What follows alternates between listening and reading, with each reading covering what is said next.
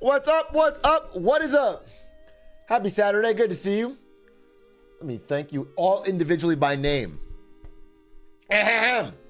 Vasily Sidlikov. Hi. Dronzi. Hi. Gulian. Hello. Just do this for 3 hours and then... what's up? How you doing? How are you doing? Pongo. Mysterious Madix. Toka Kenny G. I'm Latino. Thank me. Gracias.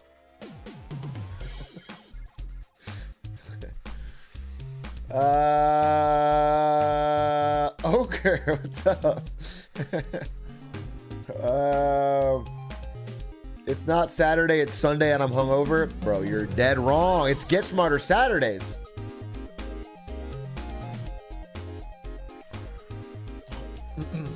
I saw you grinding earlier on Stan's stream. Yeah, I did do a little early Fortnite with Stans. We still have not gotten our collective ranked dub, but we'll get there. You're about to lose 90% of your Vietnamese audience if you don't say my name. Your name is half Asian Kevin Bacon. I don't think the threat was that high, but thank you very much.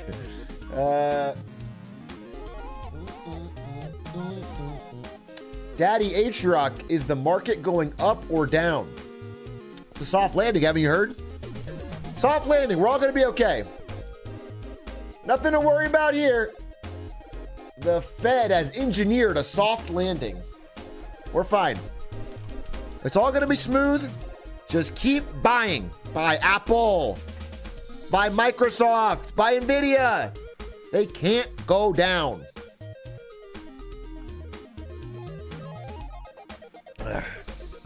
We're in safe hands with Jerome.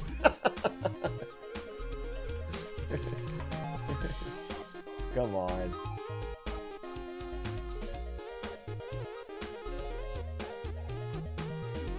Look at his face, dude. You don't trust this guy? He's got us. He's got us, dude. Our whole economy rests on the decisions of this one man. We got it. But everything's good. Soft landing. Soft landing. I trust him. He's younger than you.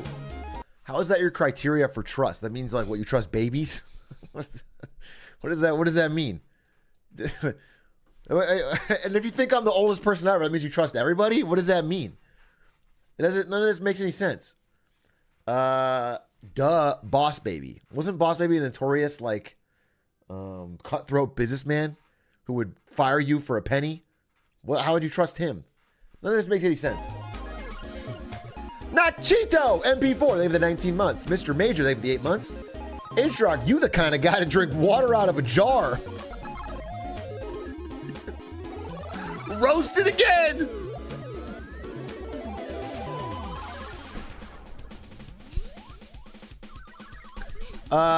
Keeps, they give the prime. Drip, they give it the 5 months. Thoughts on dropping $70K on a data science master's program? Why would you need to do that when you have Get Smarter Saturdays? Read the title, okay? You don't need a master's program when you could literally watch YouTube with Twitch chat and get exponentially smarter. Every degree becomes not worth its cost when you think about how much intelligence you can pack into a single night watching YouTube with chat, making dumb jokes. So you're saying the degree I just got was a waste of time? Yes, I am. Openly. And you can play this clip to your professors. Everything you've studied in school was a waste of time because what you learn in a YouTube video is the best kind of learning. Passive learning. Okay? I don't want to break this down for you too hard, but like, if you do homework or do activities or study for tests, that's active learning, and that doesn't sink in your brain. But if you sit there and passively watch YouTube videos, that's how your brain, it like lets the defenses down and the information seeps in and gets right in there in the core. So, yeah, I mean, that's just the best way to learn. It's like Shakespeare for babies. Yeah, it's like when a pregnant woman puts speakers, up to her belly and plays music, Mozart. It's like it just seeps in passively and they become geniuses guaranteed.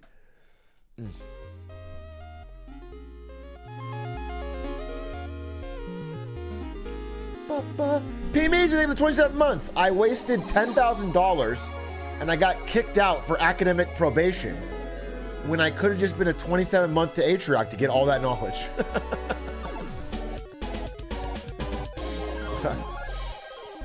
Yes, yeah, I mean, I guess.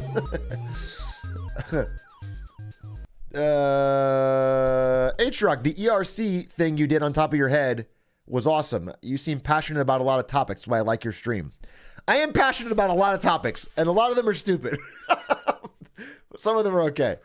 I will never cop to not being passionate, but maybe I've misplaced it. Hello, Quack. Can we all just take a moment?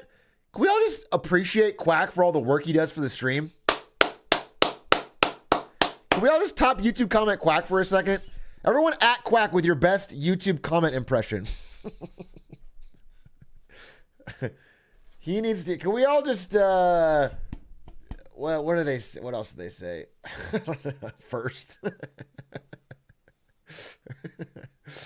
First, sausage fingers. Only people who didn't come from TikTok can like this. At Quack, I love the battle report. Yeah. The editing is insane. You should be the YouTuber, not Big A.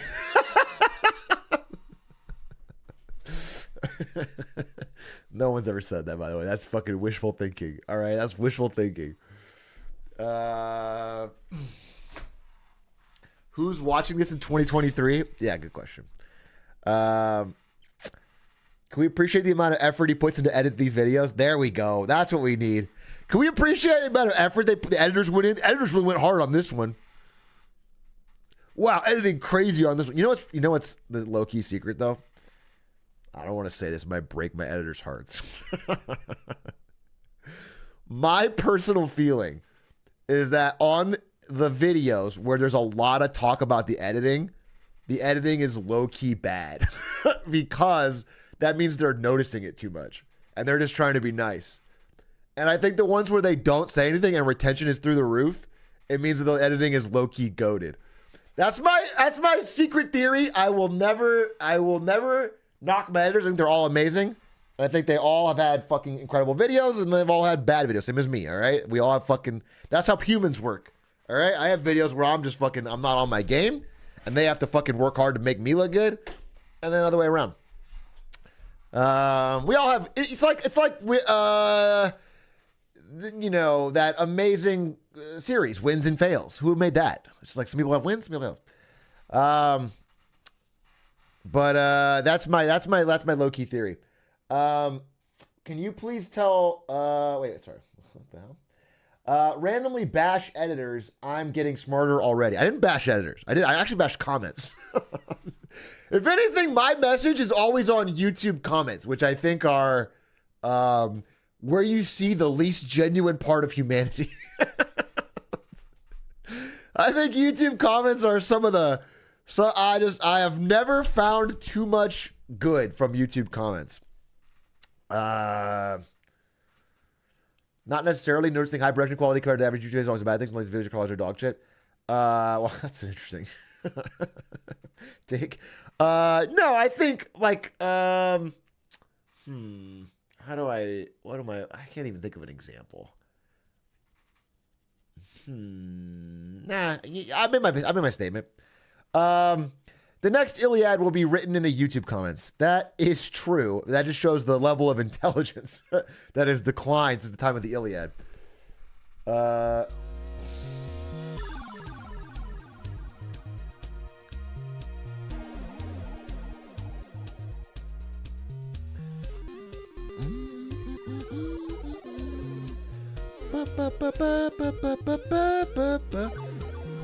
Elon Musk and Grimes had a third child revealed, Techno Mechanicus. That's real? I actually thought that was a joke. Yeah, that's real. Cool. Techno Mechanicus. That kid is bully free. Elon Musk's secret kid with a weird name. He's got one kid he's open about with a weird name, and then now he had a secret one.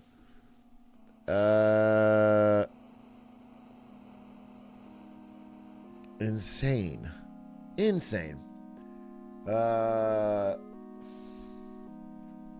Hey, yo, TM, what's up? I mean, I guess he's rich. Did you see that? Again, I need to read more about this before I condemn him completely, but I'm going to anyway. My understanding is that Warren Buffett's son basically bought a town to become sheriff and like experiment with his own brand of law. And he's just a fucking billionaire's kid. Yeah. It's insane. And he's like, you know, I think Warren Buffett has too much money in general. It's above my threshold for what I think is good, but I do like I've learned from Warren Buffett. I've learned from reading what he's written. And it's insane. The worst thing to me, I think something about massive fortunes that triggers me more than anything else is inherited wealth. I hate the idea of someone's stupid fucking kids who didn't even do anything to get there being billionaires forever. It makes me more mad than the person themselves that got the wealth. Like the thought of like Jeff Bezos's great grandkid just fucking having infinite more opportunities than my lineage will ever have, only because somewhere way up the line. Yeah, I hate the idea of like being born rich. I hate the idea of like it going forever and ever. How much you gonna leave your kids? I'm gonna leave my kids. It's don't give a man a fish, teach a man a fish. I'm gonna teach my kids how to watch YouTube videos while clicking go live. So I'll leave them an infinite amount of wealth because it always works. Best dad. Yeah, on their 18th birthday, I'm gonna sit down and say, listen, there's only one way to get rich in this life, and that's hard work. Here's how you sign up for a Twitch account. Here's how you click go live. And here is a channel called YouTube where you can watch videos. Speaking of that, we got the official Get Smarter Saturdays website recreated. Here it is on Muddled. Hopefully it works. And we'll start by watching one of my favorite videos of all time. We must. One of my favorite videos of all time.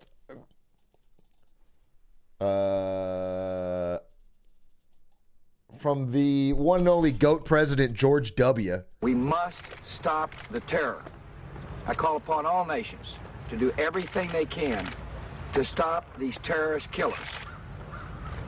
Thank you. Now watch this drive. All right.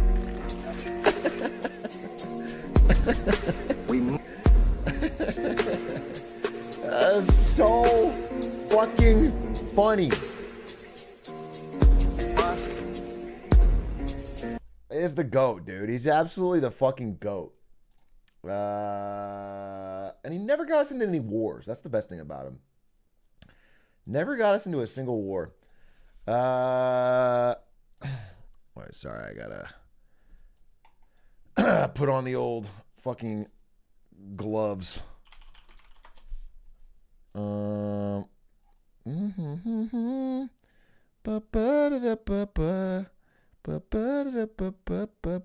It's so crazy that it exists. Dude, it is iconic. It's iconic. That and the MLB pitcher is two greatest moments. If you have any more great George W. Bush clips, I'm down to watch it. Apparently, according to... Who was I talking to? Stans today. Stans was telling me there's like George W. Bush talk among fucking Gen Z who weren't even alive for, or like were like 2 for his presidency, and they're like missing him. They're like talking about he's actually just a small bean who liked to paint and you know what? It's all true. It's crazy. He crushed it. Led us right into what? 2 wars and then 2007. 2 wars and the almost Great Depression.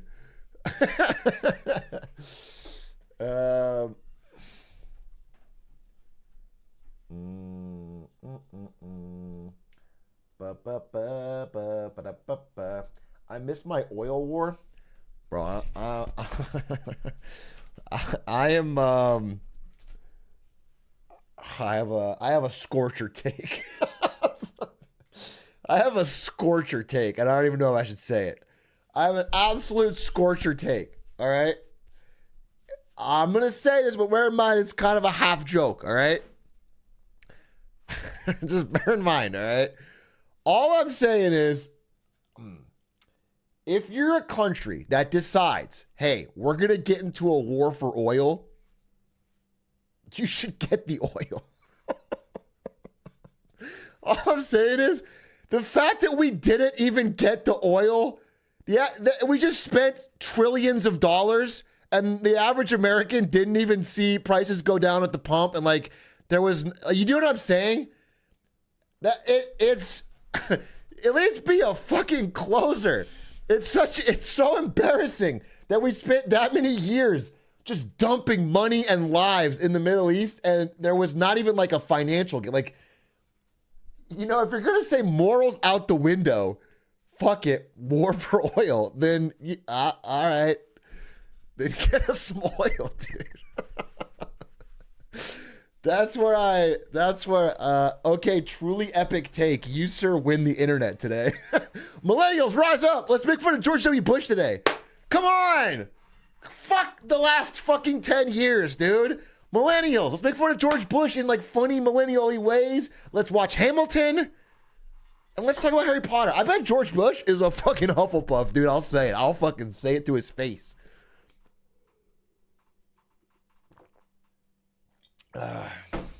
He huffs.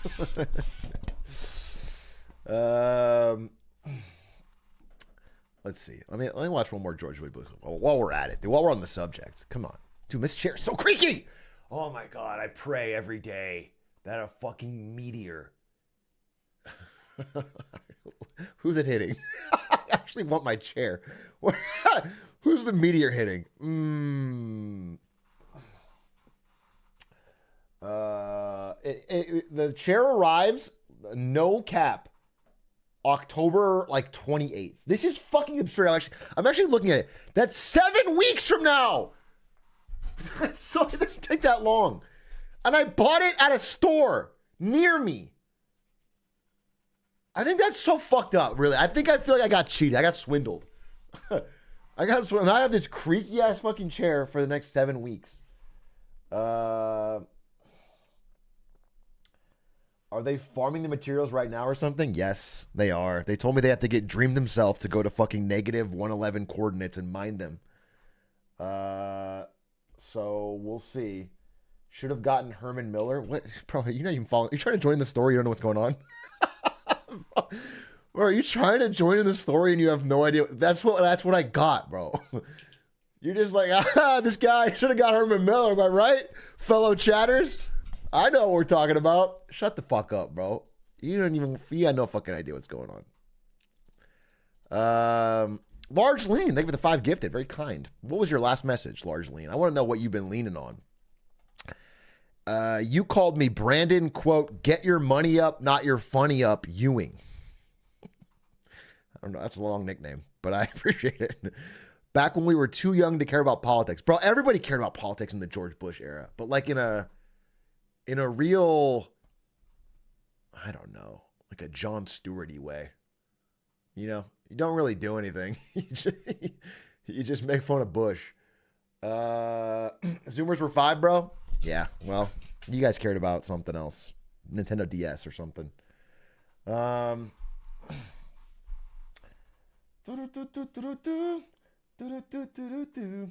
good old Mr. Bush soundbite. Let's see.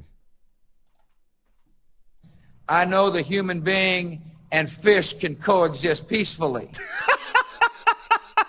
I know the human being and fish can coexist peacefully. Bro, he was so based for that. No president before or since has ever had the fucking huevos to stand up and say that. I actually have no idea what blood was cooking. I don't know what this was about. What's the context that makes this? I know the human being and fish can coexist. What is the context?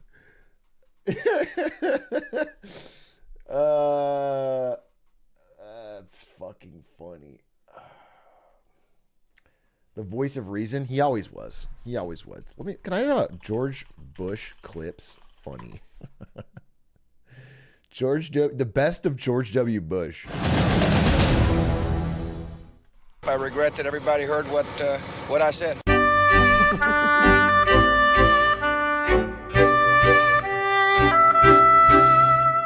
Our enemies are innovative and resourceful, and so are we.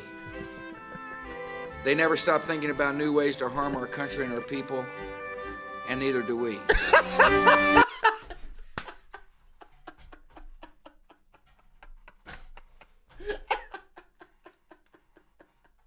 The GOAT. He's the GOAT. He's the go-off king. Honesty from my president. I like a president that's honest. I like a president that tells it how it is. Bring him back, dude. Self-aware. I don't like being lied to, dude. Tell me the truth. Tell me how it is.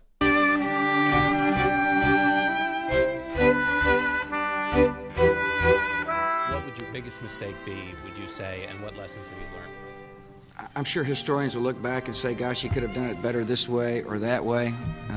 Nah, they didn't. You know, I'm sure something will pop in my head here.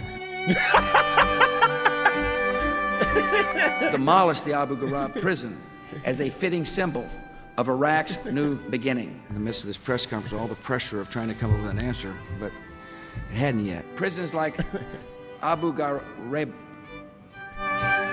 You put me under the spot. Abu Ghraib is where the fucking torture was. That's not a president. That's where they like fucking tortured people. That was on his mind. That was on his brain. That was on bro's brain. Out here, and maybe I'm not as quick on my feet as I should be. Honesty. It's disarming. Charming. Where's the fucking mission accomplished? That was so funny.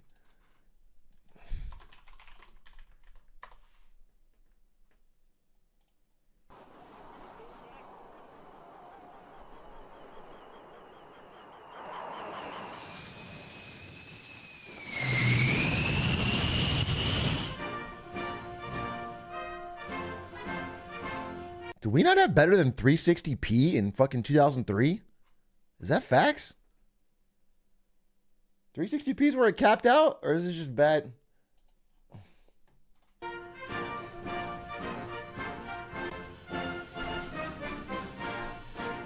Any outlaw regime that has ties to terrorist groups and seeks or possesses weapons of mass destruction is a grave danger to the civilized world and will be confronted. All right. We didn't find those weapons, but... We've begun the search for hidden chemical... That's so funny. It wasn't, bro. It just... You know what? I don't even blame him for this one. Because, this almost certainly was someone else's decision they put this up. And it's so funny because, like, if I was him, I'd be so mad. It just fucking undercuts anything you say.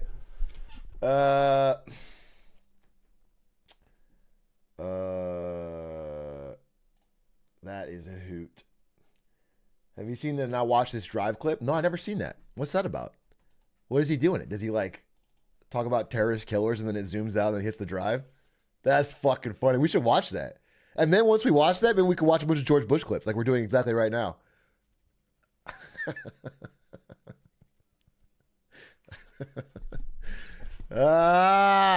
Big A, here's your returns. What is this? Thank you for the $5.78. The perfect amount of money. And it's called, what is this? All right, it's a video. Okay, this is your video about starting a crypto company. I reserve the right to not watch this full thing, all right? You can send me a 6-minute video. Diamond hands. Diamond hands. Diamond hands. Free money. Holy shit, it's mooning. The NASDAQ dropped by 80% the other day. Buy. Just don't sell it. Don't let people sell it. I don't know if Joe Biden was involved. I mean, is that really a crime? I mean, I guess not. The rise and fall of DHFM. Bro, you got $5 from me. Total transaction volume grew by more than 550%. It reached $15.8 trillion. See, big business. But what is crypto? Is it a currency? Is it more like a stock? Or how about a commodity like a pork belly?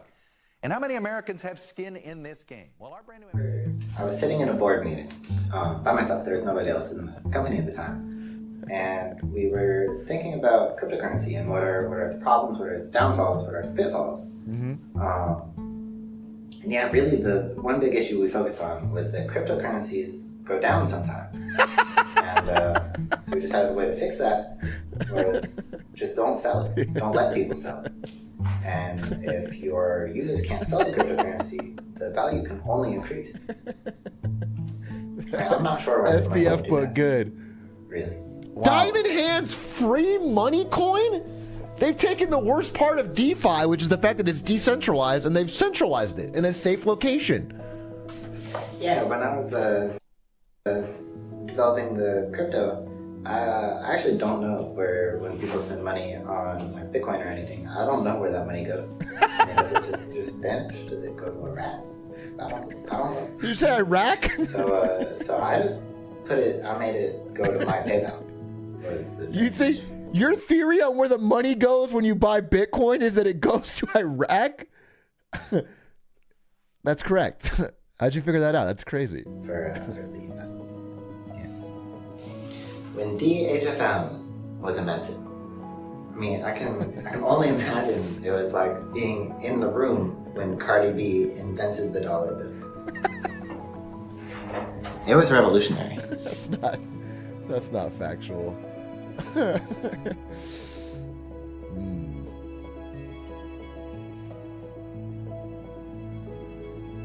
Yeah, so my marketing team, which I guess at the time was just me.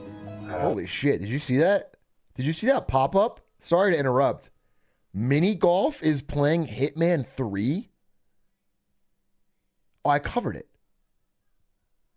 Mini Golf is golf, aka probably the smartest person I know. Certainly maybe the most successful.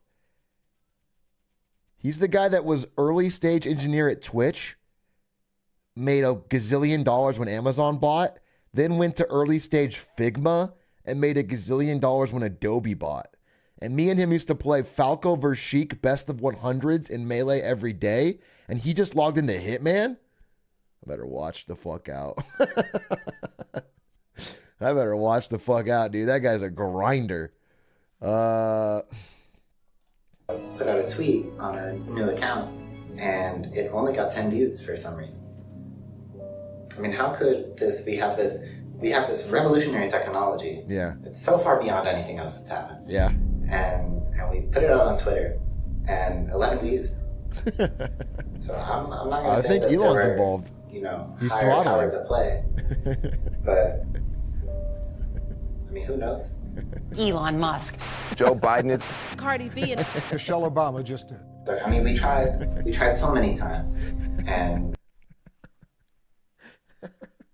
this guy's really convinced that Cardi B is a major player.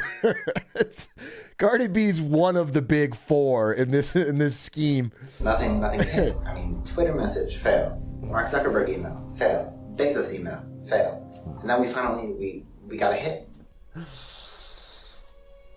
Big A, I made a Safe Moon cryptocurrency. You should invest. Look at the joy. I wasn't gonna, and I shouldn't have just randomly clicked your link. but I did. And Look it's at the called pure Diamond joy. Hands Free Money Coin. When I found out I was set for life, financial freedom. It's got investors. He's made $3. Fuck it. All right, you know what? You got me. You made this fucking website. I'm investing. I'm investing. Fuck. Diamond Hands Free Money Coin just started exploding. I mean, it was like life as we know it was about to change forever. It was the beginning of a new paradigm. Can you believe in the time we've been talking? DHFM's market cap just more than This guy's milked. doubled. The fact that I sent him $5 on PayPal, an incredible amount. It's mooning. Holy shit, it's mooning, dude. It went from 3 to 8. I mean, we have fives of people investing, hundreds, thousands. Mm-hmm. Fives of people investing in this coin, and all of a sudden, we get an email. Okay. From PayPal. Unfortunately, we received an investor update today. I mean, they're coming at us with all these accusations of there's no documentation for the business, and you registered the address at 1600 Pennsylvania Avenue. That's the White House's address, not your crypto's address. I mean, It's aspirational. It's where you want to be. I don't know if Joe Biden was involved. I'm not going to make that claim unfairly. It's just interesting. You know, that Biden, who's seen him since yesterday? What's he been doing? And DHFM just gets shut down like that? Good point. That would take a lot of power. And so they shut us down for nothing. For they had no evidence. We did nothing wrong, and they indicted us. The PayPal cartel strikes again, dude. I mean, what you have to understand is that PayPal is killing small businesses like this, small legitimate businesses every single day. I mean, it's terrible, really. I am sad for you, but you did get $5 of my money for all nothing. of a sudden done. Although, here's the thing. Here's my only qualm here, Connor. If that is your name, I forget. I think it is.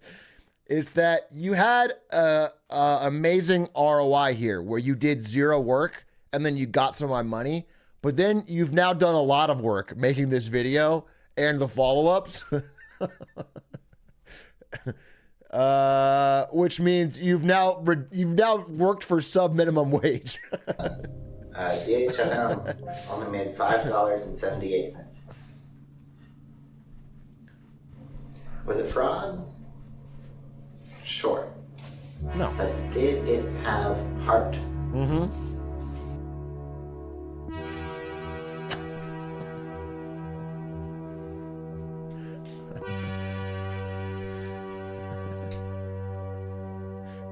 No. No, not really.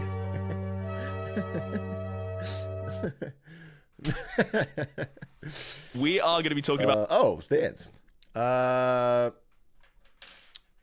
That was a hoot. Here's the now watch this drive clip. Bro, I was joking. We did watch it. It was the opening clip. We watched it, and that's why we were talking about George W. Bush when you came in and suggested it. Stop fucking sending it to me. Fuck. More George Bush? Listen. In contrast, What's this? Oh, this is old Bush. Damn. Russian elections are rigged. Political opponents are imprisoned or otherwise eliminated from participating in the electoral process. The result is an absence of checks and balances in Russia and the decision of one man to launch a wholly unjustified and brutal invasion of Iraq. I mean, of Ukraine. Poor guy. That's like the worst. You can see his face. Oh, it sucks, dude. That sucks. All right. Anyway.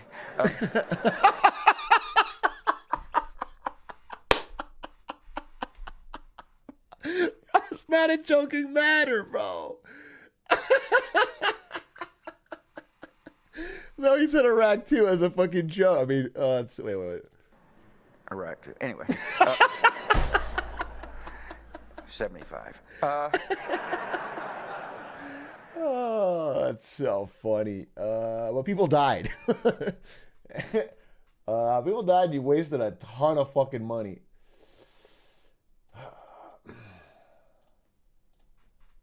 My brain is swelling with knowledge. Knowledge of the past increases your knowledge of the future. Think on that. All right. Oh, yeah. George Bush shoe throw. This is a classic. We got 10 million views 14 years ago. That's a certified viral clip. All right, let's see. Zero. You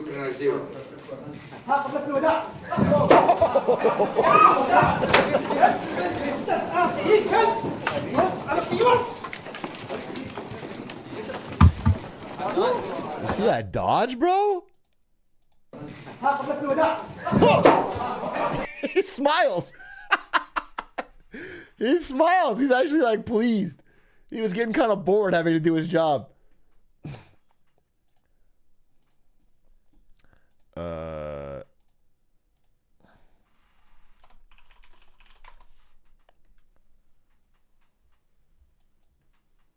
And so, in my State of the Union, or my speech to the nation, whatever you want to call it, speech to the nation, I know that human being and fish can coexist peacefully. And America needs... What's with the fucking laugh track, bro? This is so 2000s.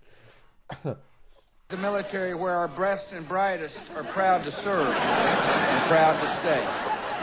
If you're a single mother with 2 children, which is the toughest job in America as far as I'm concerned, and you're working hard to put food on your family, rarely is the question asked, is our children learning? Too many good docs are getting out of business.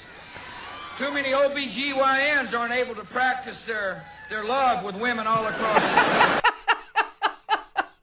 OBGYN.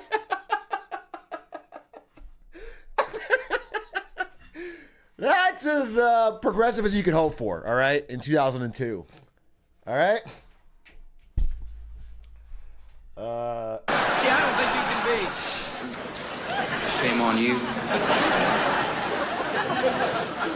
You fooled me, we can't get fooled again. That's just classic. That's just good. Let him cook, bro. We should have let him cook. I've often said, if we gave George Bush 8 more years, he done it right. He just had to get it out of the... He had to learn on the job, you know?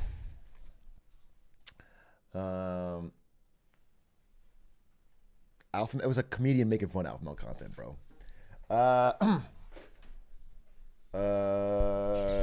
We've all been through... Okay, yeah. All right, wait. Fool me 3 times, fuck a peace sign, load the chopper, let it rain on you. Was that J. Cole or was that Bush himself? We'll never know. I think that was Bush. I think that was W.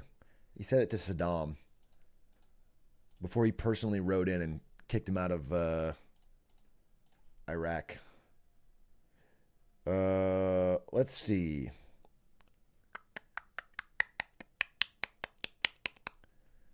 Bush ghost wrote this song and ghost rode the whip. Let me pull up my Get Smarter Saturday web page. Do. This doesn't seem to work. This doesn't seem to do. Oh, what's going on? Oh, there it is. Okay.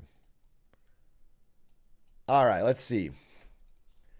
What videos will we watch today to increase our intelligence and our IQ beyond all reasonable limits? I want to make sure all of you guys walk away feeling like you got a 4-year degree today.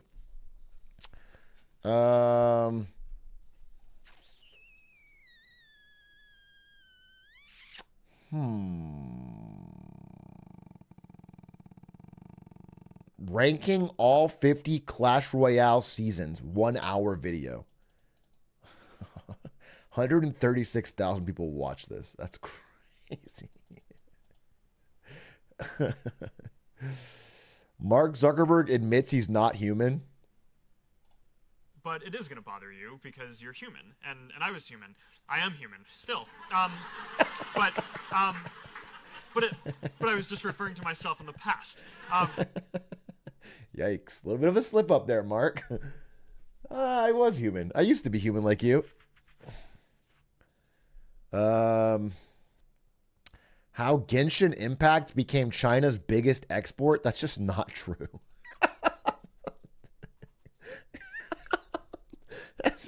That's just wrong. Like that's actually just not true. Not even close.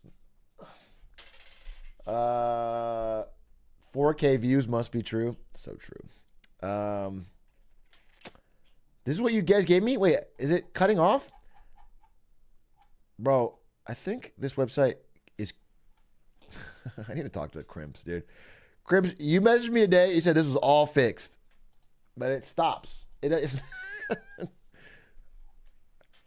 I have to use the old one. Crimps!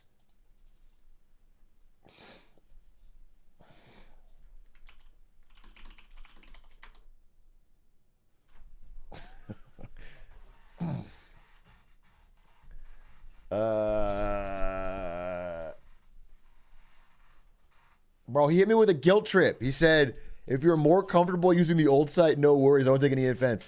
I want to use your site, Krebs. Every time I try to use it, the videos don't show up. I'm trying. All right, we're back. We're back. Okay. Regular things that are illegal in the United Kingdom. This could be super helpful for us, actually, in case we ever go to the UK and we don't want to get arrested. Let's see. Hollow Knight's map is broken. How China finally stopped kids from gaming. Interesting. Sleep is just death being shy.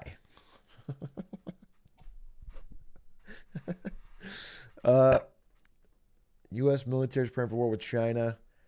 Johnny Harris is a little bit clickbaity. I think he's good, high production value, but he's a little clickbaity. I've noticed on his videos. Let's see. How a 16-year-old Atrioc Rap 2 from Dr. Battle, 24 seconds. It's not gonna make us intelligent.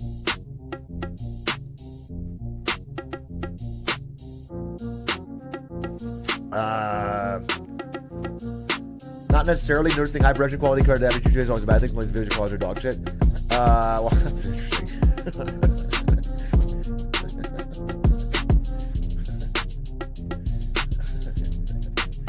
Same fit. It's the same stream, bro. This is from fucking 5 minutes ago. This is not. Don't say same shirt. He just uploaded this. It's the same people in chat. Should the government stop dumping money into a giant hole?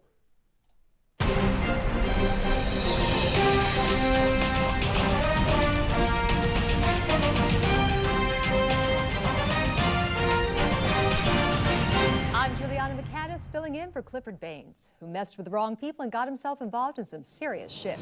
With all economic factors indicating the U.S. is heading for a prolonged recession, some experts are suggesting that the government should stop dumping all of our money into an enormous hole. Is it time to close the national money hole? That kind of talk is alarmist and irresponsible. America needs the money hole. Right. Driving truckloads of money out into the New Mexico desert and dumping it into a massive pit is one of America's greatest traditions. True. It's a national now, treasure. Look, no reasonable person is advocating that we are going to stop destroying money.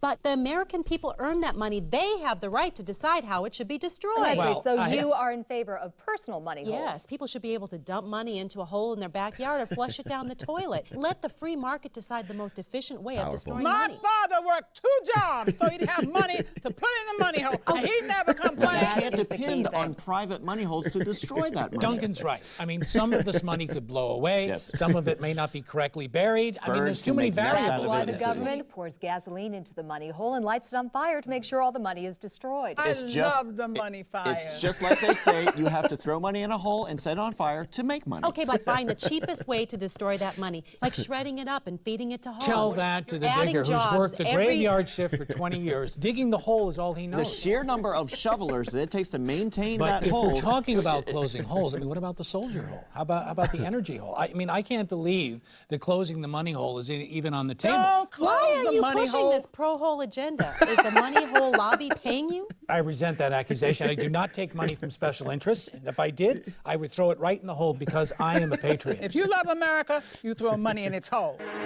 So true.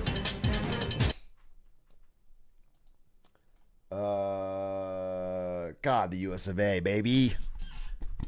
All right, let's see. Any more?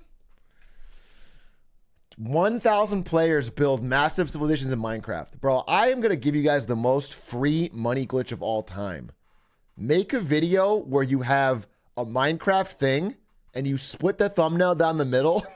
You say 1,000 players X.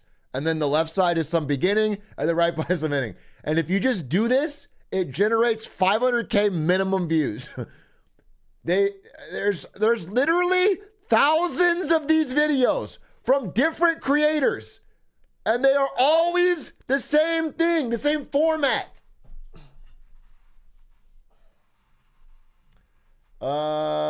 Just need 1,000 people. Yeah, you do need 1,000 people. You probably need to already be a Minecraft creator, which is the hard part. But figure it out. 10 years ago, LOL fans predicted 2023. It's 20 minutes too long. I can't give it.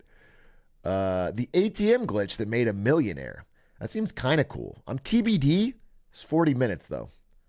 It's TBD interesting. I also have a video that I want to watch. I want to watch the Windover video. Sick of Ubisoft, bro. So is everyone. That's a very cold. Nobody's like, you know what? I actually fucking love Ubisoft. Bush's first pitch. Let's see.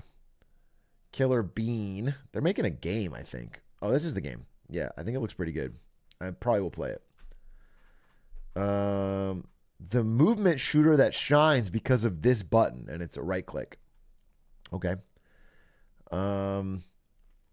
Let's see. The Battle for One Piece. No. I want something smarter. I want to actually learn something. Maybe I pull up my video that I want to watch. The Boundary of Computation is interesting. XQC reacts to Tragedy of a Reaction Streamer, Meat Canyon. This is going to freak me out. I've seen the Meat Canyon stuff. He has a very disturbing artwork. Chaos of Wall Street. But I think we've watched this. Let's see. Come on. Something powerful. This one looks kind of interesting.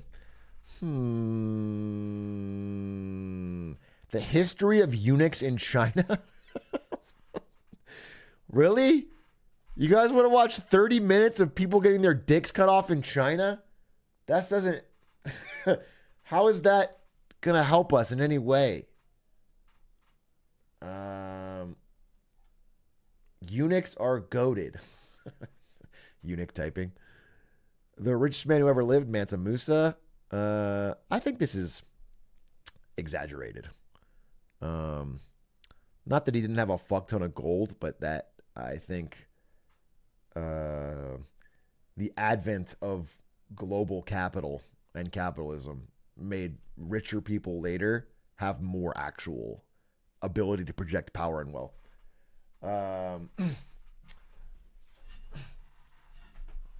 Glizzy baseball doesn't exist. Why baseball is just hot dogs. This one is the treat. This is not going to make us smarter. All right, you know that one for them, one for you thing they do in Hollywood? Where like a star will do some bullshit Marvel movie or something so they can get the money to do a film they want to make? Yeah, we will do this after we find some. We have to get smarter. We need to get smarter, and it needs to be intelligent.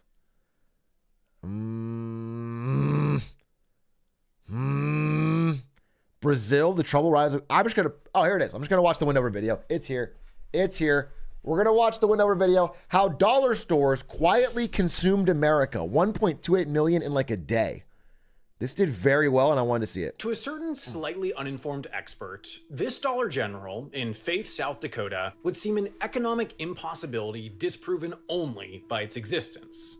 Faith is a tiny place, a remote, no stoplight prairie town of 367. Real America. It's got a couple of gas stations and a couple of inns and restaurants and an auto parts store, but what it doesn't have is a single nationwide brand. It doesn't have a single branch of any store, restaurant, or service that exists beyond the region around, except for Dollar General. Oh, but interesting. that doesn't explain the full extent of the anomaly because... Wait, so it's an American town with no Walmart, no McDonald's? Fucking commie liberal bastards. What kind of fucking town is this? Get this out of my country. It's not real America. At least they got a Dollar General. Can't even see a parking garage? Dude, yeah, what the fuck? Also, listen, I know it's a small town. I get that. But why hasn't the local government taken on huge debt to build a giant stadium right here? Like, what? Where there should be a fucking huge stadium with a fucking 40-mile wide parking lot that puts the entire town's tax base into debt for 100 years. Like that. Yeah, 50,000 capacity. Dollar General isn't just the only chain in Faith, it's the only chain in a 45-minute radius until one arrives at this Dairy Queen in the far larger 3,000-person tribal capital of Eagle Butte. A 367-person population just isn't typically enough to attract a nationwide brand. There's just not enough money in the area to make capturing it attractive, and yet somehow, Dollar General makes it work. While perhaps an extreme example, there's no secret about Faith. It's not some tourist mecca, it's not an interstate oasis, it does sit at the intersection between a state and US highway, but it's not on the fastest route between any two cities. So this store, somehow, is sustained by the tiny community that surrounds it. This is anomalous in the context of national retailers, but not in the context of Dollar General. They're consistently persistent in places simply too small for other chains. Its next nearest location to the north is in a town of 1,200, to the east 1,100, and to the south and west 540 and 590 respectively. Walmart is also one of the most regular retailers in rural America, but they don't even come close to these numbers. There's no way to know for sure which are their lowest traffic stores, and they're... Sorry, can we all salute for a second? Even the Europeans. And if you're not American, stand up and salute, okay? This is important. When you see Walmart and the American flag, you stand and you salute, dude. This is what it's about. This is what freedom's about. This is why people go to the Statue of Liberty. This is why people immigrated to America. To know for sure which are their lowest traffic stores, and therefore what the minimum population that can support their economics is, but by letting the quantity of Google reviews act as an imperfect proxy, their location in Gunnison emerges as Colorado's least popular location. 6,700 live within a 20-minute driving radius of this store, but revenue is likely buoyed by its positioning at the start of the dead-end highway up to the tourist town of Crested Butte. Similarly, Wyoming's least popular Walmart is its outpost in Rawlins, with a 6,300-person population within the same radius, but once again, its revenue is likely boosted by its location along Interstate 80. So perhaps the best evidence of the minimum population to support the retailer's economics comes from Alaska, where its least popular store sits on the island of Kodiak. 8,700 people live within a 20-minute radius. Atrioc fan meetup at Kodiak, Alaska's Walmart. I'll see you guys there. I think we should all get flights. This is where we meet up. Pitbull will perform. Yes, and there's clearly no interstate traffic coming through. Walmart revolutionized retail through its ability to turn a profit in small, remote communities like Kodiak. Its impact decimated the American Main Street, but Dollar General has taken that to a new extreme. Where Walmart entrenches itself in the thousands, Dollar General deals in the hundreds.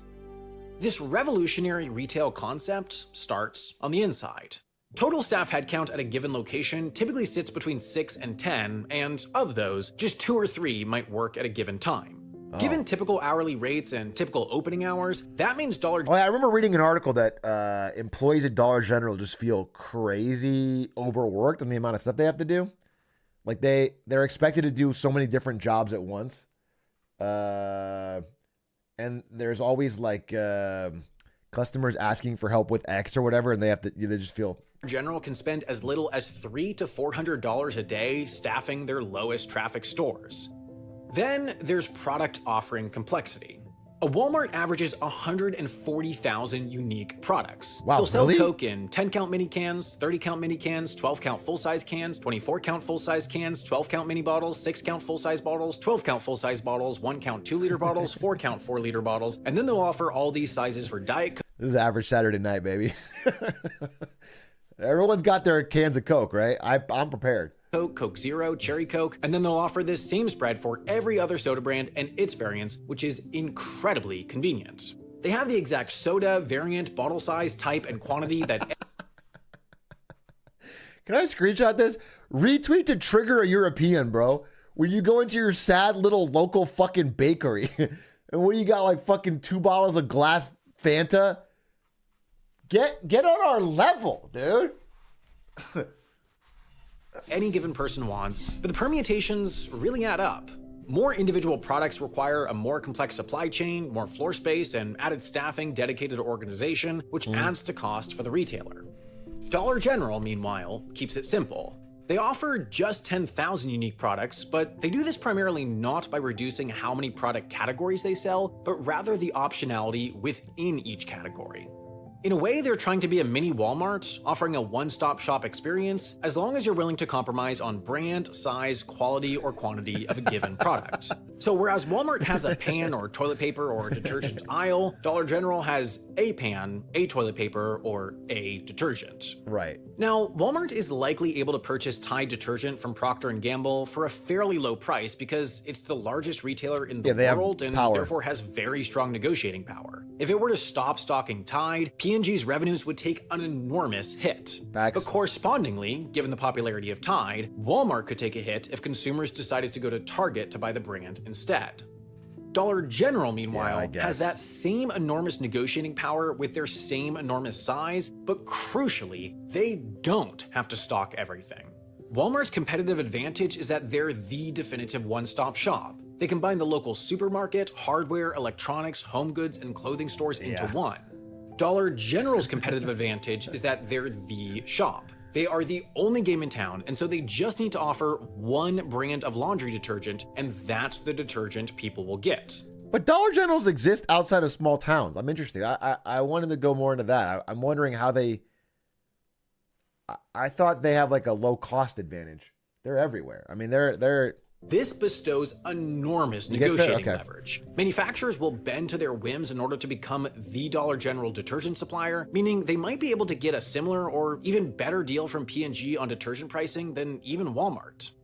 That's what leads to products like this, Dollar General's $1 Tide brand detergent. To balance the retailer's need for a low-cost offering with their desire to maintain a premium name brand image, Procter & Gamble has gone out of their way to manufacture a $1 Tide detergent bottle. Now, Walmart actually sells this same product for less. The thing is, man, it's just funny because every company that named a product category after dollar, like they can't possibly maintain that because the value of a dollar drops considerably every year and a lot in the past 2 years. So like the dollar menu was a stupid idea. They got rid of almost instantly because you cannot maintain $1 McDoubles or whatever. You just can't do it. The dollar's not worth that much anymore. And so if you call it Dollar General, not many things in there can actually cost $1 anymore. A dollar is worth like, you know, half of what it was a few years ago. I mean, we had a ton of inflation. Dollar stores are $5 now. Yeah, that's my understanding. So it's just like, it's just a brand now, but it doesn't make any sense. Yes. Their 128 fluid ounce size works out to under 12 cents per load, almost half of Dollar General's 20 cents per, but Dollar General's target consumer is one who is severely cash strapped. They cater to the class of consumers that might want to spend $10 on bulk detergent that will last for months, but chooses the $1 option regardless to keep enough cash on hand to pay rent before their next payday. So Dollar General actually charges more per load, and even better, their consumer will want to come back sooner than Walmart's to buy a refill, at which time they'll also buy whatever else they need, therefore extracting more revenue. Right. But Dollar General's true strategic linchpin is the most anomalous aspect of its business model. Okay. Its remote locations. The retailer has turned what would be a weakness for others into the core of its strength. It starts with cost. Rent at this store in North Creek, New York is $118,000 that is true, a year. huh? At this store in Sullivan, Maine, You're getting the rent in fucking Faith, Kansas or whatever. It's nothing. $103,000 a year, and at that Faith, South Dakota location, $106,000 a year.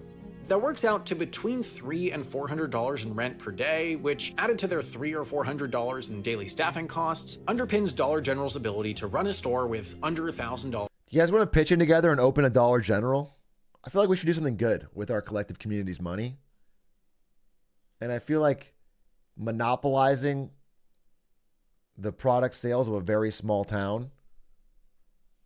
You know what I'm saying? That sounds good to me. It sounds, yeah, next to a Wetzel's. It's a town of like fucking 120 people, and they get a Dollar General and a Wetzel's, bro. There's kids, they better love pretzels. That's gonna be hard to maintain. Of overhead per day. In general, they just won't set up a location in a place where they'll have to pay over $150,000 or so in annual rent. It just breaks their low-cost business model. But low rent costs are far from the key that unlocks rural America. Rather, remoteness itself enables their remoteness. Take their location in Haven, Kansas. Okay. This is a town of 1,170 that simply does not have a grocery store. They have a gas station and a liquor store and a coffee shop and diner, but they don't have a grocery store. Dollar General is not a grocery store, but their locations do stock shelf-stable dry goods and frozen food, and some sell a limited supply of perishables. The closest dedicated grocery store is a full 10-minute drive away in the next town, that's and not... it's small, not one that could necessarily fulfill... Okay, if it's 10 minutes away, you have a grocery store. Bro, I got a grocery store fucking down the street in LA. That's 15 minutes away with traffic. This is America, dude. We all got fucking Ford F-150s. I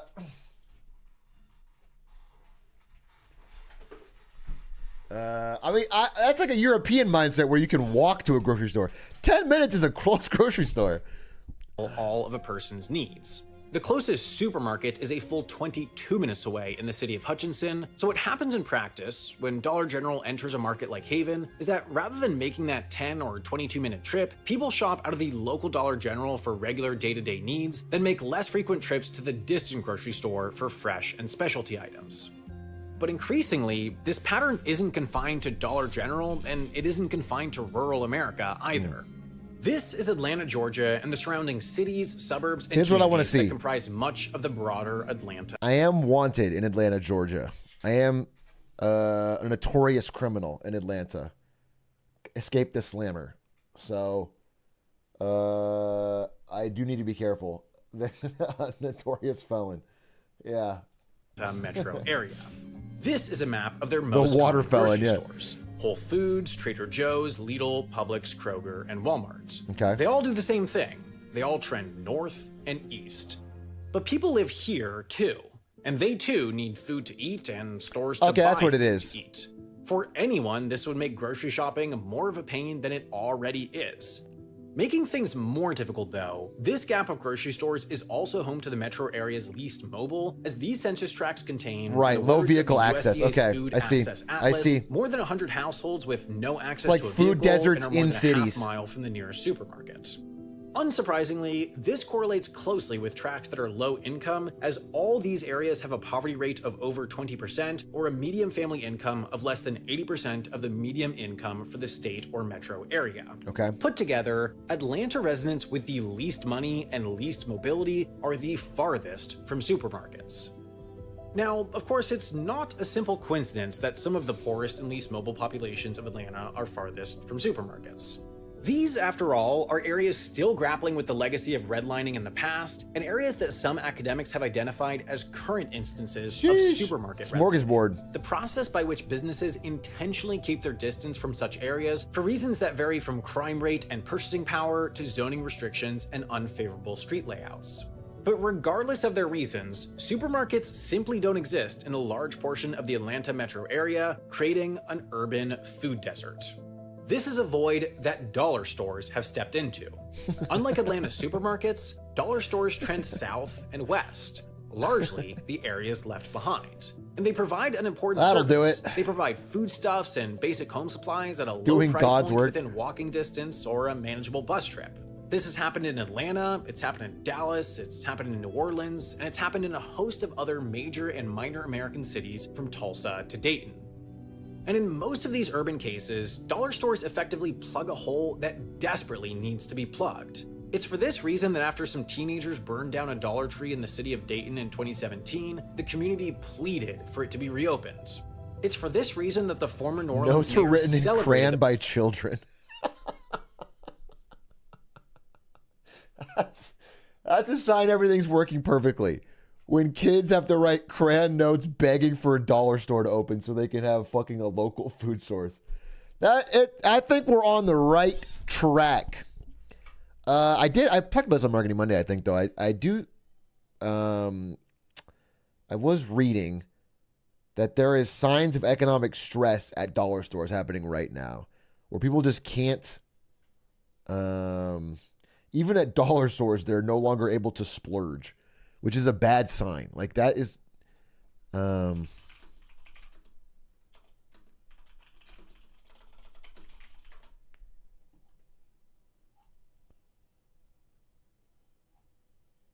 yeah, this is what we're talking about. They're shifting their spending towards only food and essentials, even at dollar stores. And that's recently. This is just a few weeks ago. Last week, actually. Yeah, Dollar General shares collapsing. Interesting. Yeah, anyway, we talked about it, but the proliferation of dollar stores as the return of business investment in the city's East End post-Katrina.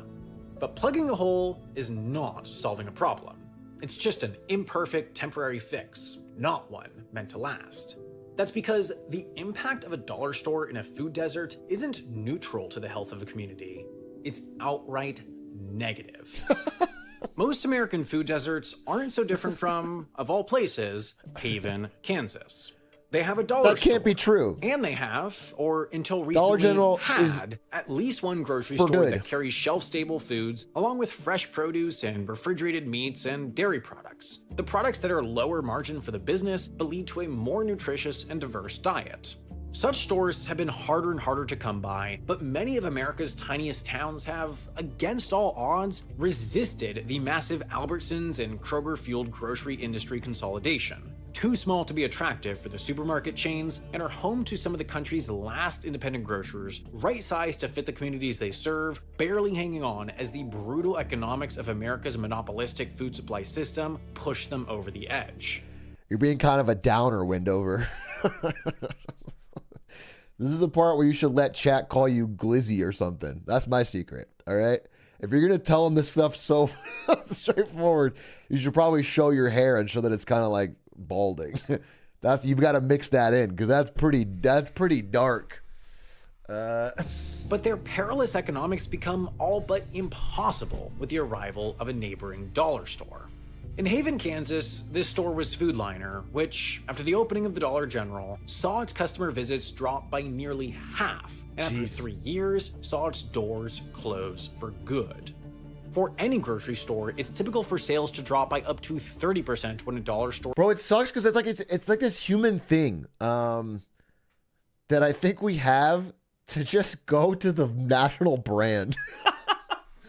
You know what I'm saying? Like, if I'm on a road trip and I'm pulling over in somewhere I haven't been, I just go to the fucking Taco Bell or something. It's fucking, it's, it's just familiar is safe. You just know what you know exactly what you're gonna get. It's not gonna be the greatest fucking taco you ever had, although it is. Taco Bell never misses. But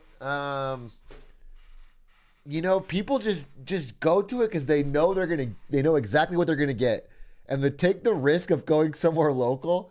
And like even in a small town, I think people they go to the Dollar General because they know exactly what they're gonna get, and they know at the very least the prices aren't gonna be they're probably lower. They'll probably be lower.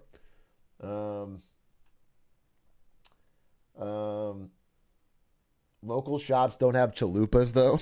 I mean, there's stuff they have that Taco Bell doesn't have. Try that in a small town. I mean, I'd rather go to Walmart because holy shit, the prices on small stores is so much higher. I mean, that's also the problem is that like they can undercut on prices in ways that other companies can't compete with. It's tough. It's you can't ask an individual, especially someone who's already struggling, to not go get the same thing cheaper. But it's just, I don't know. It's a tough problem. And, there should be, I don't know. It's tough. I mean, the thing that would actually help it instantly would be, enforced monopoly rules against specifically predatory pricing. But the problem is so Walmart does do a thing where if they move into a town with competition, they will literally price things at a loss for themselves. They will literally price things like so low that no one can compete until they've driven competition out of business and they rise them up. That should be illegal. I mean, that's just predatory pricing. But the problem is even at like full competition, none of that. Walmart still gets things cheaper because they have so much power. Like they said earlier in this video, like if they go to Tide and say, hey, give us wholesale millions of fucking gallons of Tide for cheaper, otherwise we won't stock you in Walmart and you'll lose all this revenue, they'll do it. Amazon does this too. Amazon can get fucking better prices because they could say, if we don't put you on Amazon, you're not going to make any money. And so, like, even if you didn't allow Walmart to do strictly illegal stuff, they would still have slightly cheaper prices. Stores open nearby as consumers head for canned soup, Frosted Flakes, Pop-Tarts, and the countless other shelf staples that are just a bit cheaper and a bit more convenient. This kills the grocery store that counts on such sales to justify carrying fresh produce, pushing them out of business. This, in turn, makes it more difficult to buy healthy, nutritious food, destroying the food desert's oasis, and putting people of modest means and mobility at a nutritional disadvantage. And the impact of dollar stores on communities is broader than just what people eat. In early 2019, the Dayton Daily News reported on plans for a new Dollar General on the east side of town. It'd be taking the place of a now closed grocery store, and it'd be— Do people in small towns not eat vegetables? Bro, when I was in college, I lived in Phoenix, Arizona, and my roommate didn't eat a vegetable the whole 4 years I was there. That's not just small towns, bro. We're not big on them here. We had a Taco Bell in the corner. He went there every week. Did you? I did when I was in my Grussel period. I've had this a couple times in my life. I had this in NVIDIA. Whenever I'm really in my, I don't know, watch Mad Men. Imagine I'm Don Draper. I'm going to fucking hustle and try and make money. And when I get in these periods of my life where I'm fucking a complete fucking business bro. And I remember at ASU when I was in that mode, trying to I think it was probably senior year after League of Legends ruined my life. I would go to the fucking, not food court. The Barrett cafeteria, I guess, and then get a big bowl of pure vegetables, no dressing. Just get a big bowl. I'll make a bottom layer of broccoli, a second layer of cauliflower, then dump a bunch of just beans. I mean, like beans and fucking peppers and all that stuff. Just pure vegetables, and I'd eat it, and you just have to crunch it down. It's like very unpleasant. And I'd do that every day as like fucking a Sigma thing. I was like, this is gonna yeah. I did that also when I first started NVIDIA. And people ask me about it all the time. People thought it was weird. But there was a cafeteria at NVIDIA with free food, and I would just like sit down with my coworkers while they're all eating like a fucking you know, like a BLT or something. I would just eat this big bowl of dressingless vegetables. Yeah, 2 weird times in my life, but it worked out, I guess. It's part of the mindset. Be the 70th dollar store within a 10-mile radius of downtown Dayton, Ohio. Like Atlanta, Dayton's dollar stores map closely along its most disadvantaged and downtrodden areas. Where their density is the highest is where poverty rates are the highest, and where their footprint is nearly zero is the suburban communities of Kettering and Beaver Creek, where household incomes are higher and grocery stores far more prevalent. At the end of 2019, local news reported that there were 28 separate dollar store robberies in the Dayton area, down from the high water mark of 32 in 2017, but up from 24 in 2018. Effectively, dollar stores here have become a hotbed for crime. Now, in the case of Dayton, it's not that dollar stores are to be blamed for the area's crime rate, but rather that the design of the stores make them easy targets. Principally, these businesses deal in cash, as not until 2004 did Dollar General even take credit cards, making them ideal for a criminal of any level of experience. Beyond cash, overflowing trash outside, cluttered aisles inside, full window advertisements, light staffing, and outdated, poorly placed cameras, all hallmarks of dollar stores, both attract opportunistic burglary and make it difficult for police to safely navigate once they arrive on scene. In Dayton, the problem got to a point where the police received an average of nearly 1,000 calls to respond to dollar stores every year. In response, the police began to proactively work with Family Dollar employees to establish policies and management practices, from upkeep to more frequent cash transfers, that would reduce vulnerability. But the training just didn't take, as employees turned over so frequently and cared so little about their near minimum wage employer that they simply couldn't be bothered. Yeah, of course. Such high resignation. Wait, yeah, of course.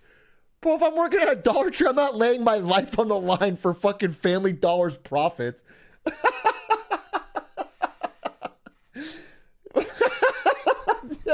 That should be a guarantee. I'm not fucking tossing my blood in the fucking machine, bro.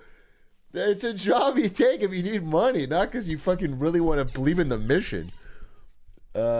In both senses of the word, point to another long-standing issue only exacerbated by the arrival of dollar stores. Along with further drying out food deserts and tempting crime, dollar stores provide areas with only a few meager jobs. The lean labor model may work for dollar stores' profitability, but it doesn't do much for the surrounding community. To keep labor costs low, a dollar store will only employ 6 to 10 people, and they'll only be paid around minimum wage. Dollar General, for instance, pays 92% of its employees under $15 an hour. By themselves, these numbers are bad, but they get worse once considering the grocery store that it might have replaced. That independent grocer provides around 20 jobs. The dollar store, less than 10. That independent grocer's profits stay circulating within the local economy. Dollar store profits are whisked away to faraway investors. Right. With food, crime, and jobs, dollar stores aren't the root of a problem that impacts low-income communities. Nor are they the answer. Yeah, they're more of a symptom. They're a creative right? response to problems that take advantage of problems and then exacerbate those problems. But perhaps the most foolproof evidence to articulate that dollar stores are just plain bad. I'm sorry, but the way you phrased that is a little mean, though, because, like, okay, if the money stays in the economy, how are the faraway investors going to get rich? Do you know what I'm saying? It's like, I see what you're saying. You're trying to get the money back in, but then where is the investors' money coming from? Do you know what I'm saying? Somebody in that equation is not going to get the money. So,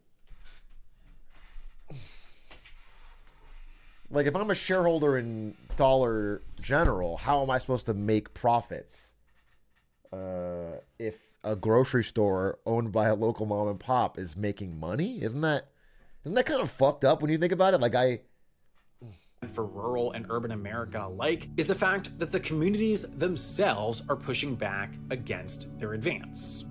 In response to the lack of pay and the danger inherent in working at Dollar General, employees in 2023 protested around the company's headquarters in Goodlettsville, Tennessee for better working conditions. In 2018, the city of Tulsa passed an ordinance to limit new dollar stores and instead encourage full-service grocery stores. In the move's wake, 75 communities have blocked dollar store proposals, and 54 cities have enacted limits on dollar store development. Cool. Of course, these numbers are minor in comparison to the tens of thousands of dollar stores now spread across the US, but each case of grassroots pushback serves. Sounds to me like Dollar General needs to spend more money on lobbying. If you're watching Dollar General executives, you better spend more money on lobbying that go to local small towns and make sure you have influence over their governments so they don't get any crazy ideas and start regulating you. I think you should be proactive about this. Make sure you're spending a good chunk of these profits you're making so you can ensure that nobody can ever regulate you. As a powerful rebuttal. That these communities, now marked by the neon signs signaling that the rest of the world has largely forgotten about them, are a problem, and enough of a problem to bring communities together. Lobbying is the back. only thing sacred in this country. Fundamentally, Dollar General and its close equivalents are simply following the economic path of least resistance. They're outcompeting local businesses, and they're doing it fairly. But that path of least resistance leaves a trail of destruction that disadvantages individuals. That's because individuals' best interests can work against their best interests. True. People prefer having a dollar store and a grocery store and shopping at both, but in the process of doing what they prefer in the short term, they destroy that grocery store and create a scenario that is less desirable for themselves in the long term. So that's what government is for. It's an assembly of individuals into a collective that can solve these strange mismatches between two sets And they of always best do. interests. The American Main Street is a fragile environment. It's already taken a beating as big box retailers built up across the country, but that battle was fought from a distance. The one thing Walmart couldn't compete with was the locational convenience of small town stores for small towns. Dollar General can, and it is. It's got a simple yet unbeatable business model. It's a black hole that sucks up variety and vitality and litters the American landscape with these perfectly destructive beige boxes. I'm sure that wasn't the first line of their business plan. I'm sure that's not how they would pitch it. Something I've noticed is that, despite being a very busy person, I always seem to have small little gaps in my day where I end up just scrolling. Or I end up watching ads, but not now. Good video. Very interesting. Good video. And true and interesting and worthy of discussion. Yeah, it's tough. I mean, again, like I've always said, if I filter this back to two things I always talk about, I think if we ended Citizens United and reduced the ability of money in politics, the ability to basically just buy government officials, buy votes, legalize bribery called lobbying, then eventually people could figure out community, state, and national solutions to these problems. Well, you kind of can't because people get rich off them and they spend money. And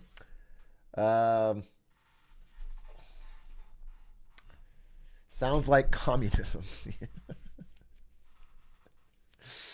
Dollar General will get a massive upswing if they started selling Newport cigarettes. Sorry, did you think I asked how would Dollar General get a massive upswing? That's not. Did you watch the video at all? Did you think the video was about how Dollar General needs help? The video was not about how Dollar General is struggling and needs a miracle solution from a brilliant chatter on how to. No, I don't. I really don't think that's it. I think you misunderstood. Dollar General and local vape shop collab win. Yeah, true. Hey, man. Hey, Dom. A little dinner? Oh, this looks so good. Yeah, there's more if you want. Hey, bud. I came for the jewelers. They're joling up. Are you sick? No, I just like ate. It's like hot and like my nose is running, so I ate really fast as I am wont to do. As you are wont to do. Yeah. This looks good. Thanks, man. Look at these jewelers. Make chicken walk. Hugging his wife, I got the ick. Like ichthyophilia, you mean? Yeah, I don't think so. Yeah, because they're selling jewelers, so. Oh, what was the fish thing? Have you ever seen the George Bush quote where he says, "I believe human being and fish can coexist peacefully"? That's crazy because I just finished Shape of Water. It was powerful. Wait, really? I remember when he choked on a pretzel and he almost died. What? Yeah, look it up. He choked on a pretzel and like his dog saved him or something. George Bush choked on pretzel? Yeah, it's totally real. Look it up. Yeah, see? He fainted. He almost died. George Bush chokes on a pretzel. It's not like it happened like at his home. Oh, we don't have a Like I heard him talking video? about it on the radio. Good morning, everybody. I feel Video. great. It was, like, at home. My mother always said, when you're eating pretzels, chew before you swallow. Listen to your mother. I feel great. Looking forward to a good trip. He said, my mother always said, when you're eating pretzels, chew before you swallow. I think that's what because I heard it on the radio. I think that I was hit the deck, and that was like what 2000, right? It had to be. Woke up and there was Barney and Spot. Wow, he Showing passed a lot out. of concern. I didn't realize what happened. I told you until I looked almost in the mirror. died. My glasses cut my side of my face. But I feel great. Had good blood pressure last night. Good blood pressure this morning.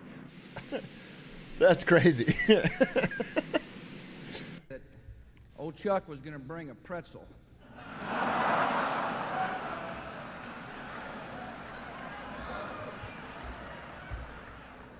Those kind that are easy to chew. Kind of showing our age here. That's Well, funny. you don't remember. Yeah, but I we actually watched a bunch of George Bush clips recently on the stream. All the funny ones. He's got a lot of gaffes. He has some gaffes and some goofs. Gaffes and goofs. All right. But at the very least, he invaded Iraq. That's what we all wanted. You got that oil.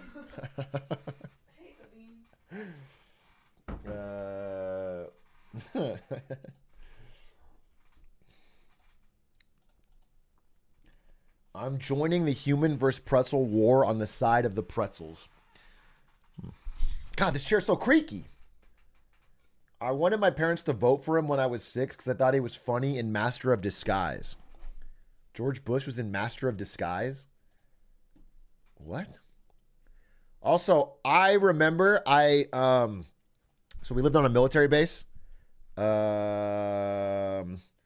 I was a kid. And I remember, I think it was around the 2000 election in Germany. I lived in Germany right before 9/11, but 2000 election where it was not Kerry, it was Gore. And they had all the kids in the elementary school pick who they would vote for. But it was like, it was a military on-base school. And so it was diehard Republican influence. And so like the teacher basically like made us pick these little elephants and write Bush on them. Not one person put up the donkey with Gore. And then she hung them all up on the fucking thing. So it was like every kid's name. And then, parents would come in or whatever, and it's like, I don't know. It was like our votes, and there's not a single Gore vote. It was interesting. I mean, it was like, when I think about it, it was a little weird. Because, first of all, we were fucking like 7 years old. All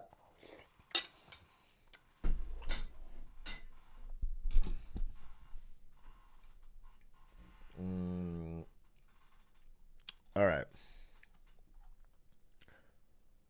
Let's see. We got more vids? That was a good vid. I like Windover. Could 30 billion SpongeBobs actually beat Goku? Actually, let's watch the glizzy one, We did a hard one. Let's do an easy one.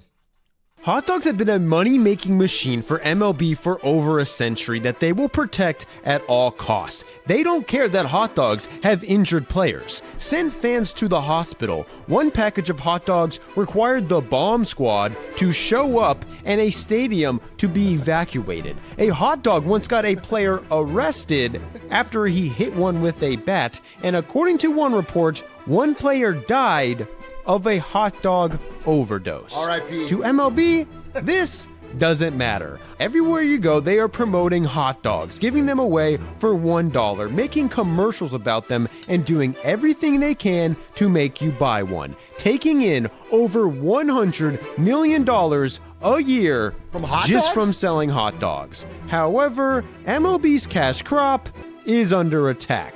There are accusations of unsanitary practices inside stadiums, whistleblowing hot dog vendors saying to never buy one, reports from Time magazine that people have found rubber bands, razor blades, glass, bones, and insects inside hot dogs. That's for flavor, though. That's for flavor, dude. You get a hot dog and a shave, bro. Adds a little texture. So how does MLB keep selling so many of them? Well, the National Hot Dog and Sausage Council helps. They are a marketing wing of the American Meat Institute. They are based... Okay, with ads? Fuck. I think we gotta just watch it, bro. Sorry. I'm sorry. React to the ads? I can't see them. Someone link me the ad. Link me the ad you're watching right now, and I'll watch it.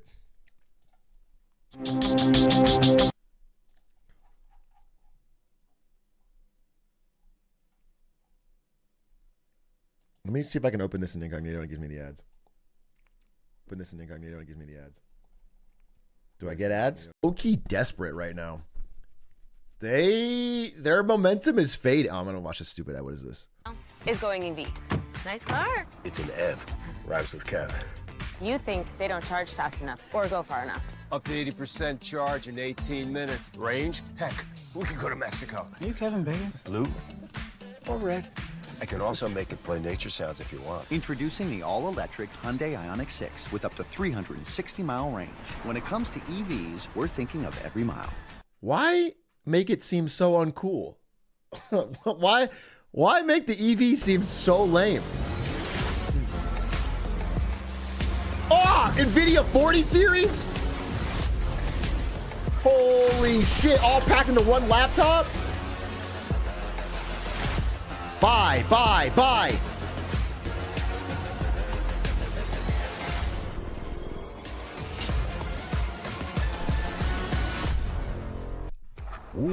What I think is so crazy about Razer is all the stupid fucking brand extensions they do. Where they make like Razer fucking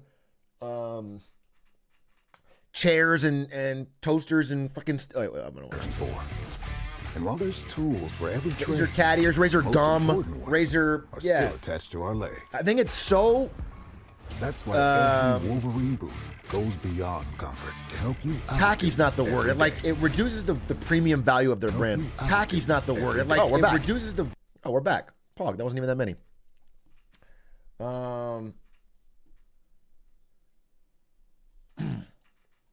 Dilutes it. Yeah. It just, I think it's a really poor choice that has made Razer a less premium brand over time, and they just keep doing it.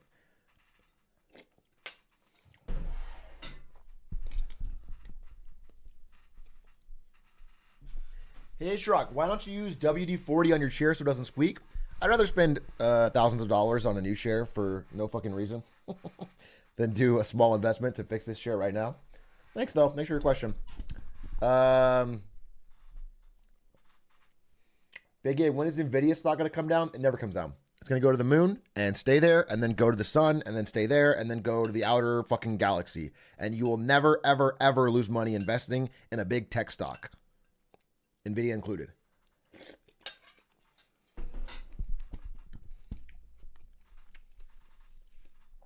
Do you really read the books on that shelf? I read every book on the shelf. Maybe there's some of them I haven't finished, but I think I've read every book on the shelf over the course of my life. Although I will say I read a lot more in certain periods. I'm reading more now, actually. I think for the 2022, I did not read very much.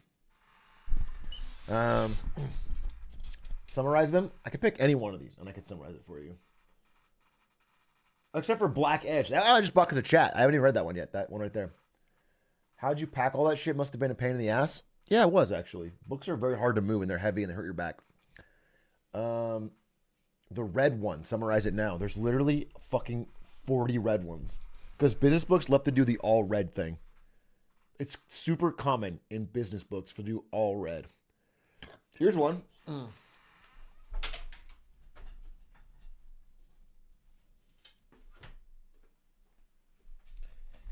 This one's called The Shallows. I remember I read this. This must have been 2011, maybe. When I first went to Sweden to cover DreamHack for Team Liquid. This book's about how the internet is rotting our brains and reducing our attention span and making it harder for us to focus on things. And I read that in 2011, and I remember thinking, well, this is pretty bad. It can't get worse, though. Bro, that was fucking small potatoes. That was fucking small. I mean, what was that? Like fucking a minor YouTube video and reading long forum posts? Now we got TikTok, bro. This is nothing. Yeah, how the net's literally rewiring our brains, leading to more superficial understanding of things. Yeah, and what I remember distinctly was I was like 2/3 through it, right? And I was in some Swedish train station trying to get back to Germany where my parents were. And this guy was checking my bags or something, and he saw it. And he picked it up and was looking at it, reading at it. And I guess he spoke English because I don't know. He had an accent, and he was like, this is actually not a really good story. I don't know why I remember this so much. I don't remember because all he said was, "It's true." Now I'm realizing I've told this story to other people, and I'm realizing how bad of a story it is. All he did was like, some guy saw the back of my book and said, "It's true." That's not a good story. All right, I'm sorry. I don't know why I brought this up. All right, back to the video. I'm sorry. Baseball says hot dogs.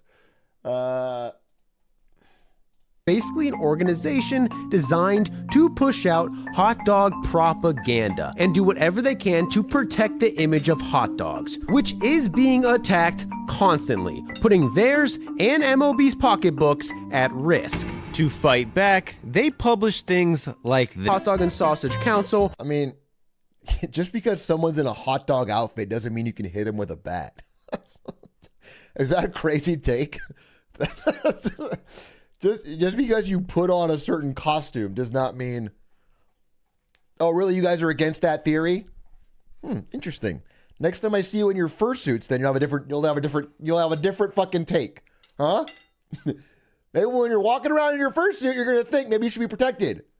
You defend one, you defend the other. Awarded the victim a certificate of bravery. The sausage race in Milwaukee began in the 90s as a marketing skit to sell more hot dogs and sausages, which are unavoidable at MLB games. In Texas, they have one that's 2 feet long. In Arizona, they have one that's 3 feet long and over 3,000 calories. In Cleveland, you can get one with mac and cheese, bacon, and... Bro, and they say America has food deserts. And you're telling me that you can get a fucking foot-long, 3,000-foot calorie, Cheerio-covered hot dog, and we're worried? We're worried that people aren't going to be able to fucking get their daily nutritional value? The Braves baseball stadiums. I know about that one. Why do you think I know about that one? I don't watch baseball. I don't care about baseball. Why do you think I know about that one? What could be the reason? Could it be perhaps that fucking dumbasses in my chat tagged me in that clip 600,000 times? That for weeks and months and years, people keep tagging me in that fucking clip, that little gif, and being like, "Hey, Atrioc, Glizzy." Well, it couldn't be that. To buy a hot dog is so strong, dogs more than Babe Ruth. He was possibly the best marketing tool in hot dog history, famous for eating 4 hot dogs as a snack in between steaks. He once ate 12 hot dogs in between a doubleheader, got sick, and had to miss the... Baseball's not a sport, bro. If one of the greatest players in history can eat 4 hot dogs into a steak, then go out there and fucking beat everybody, it's fucking sports. It's something's wrong. It's not athletic. Second game.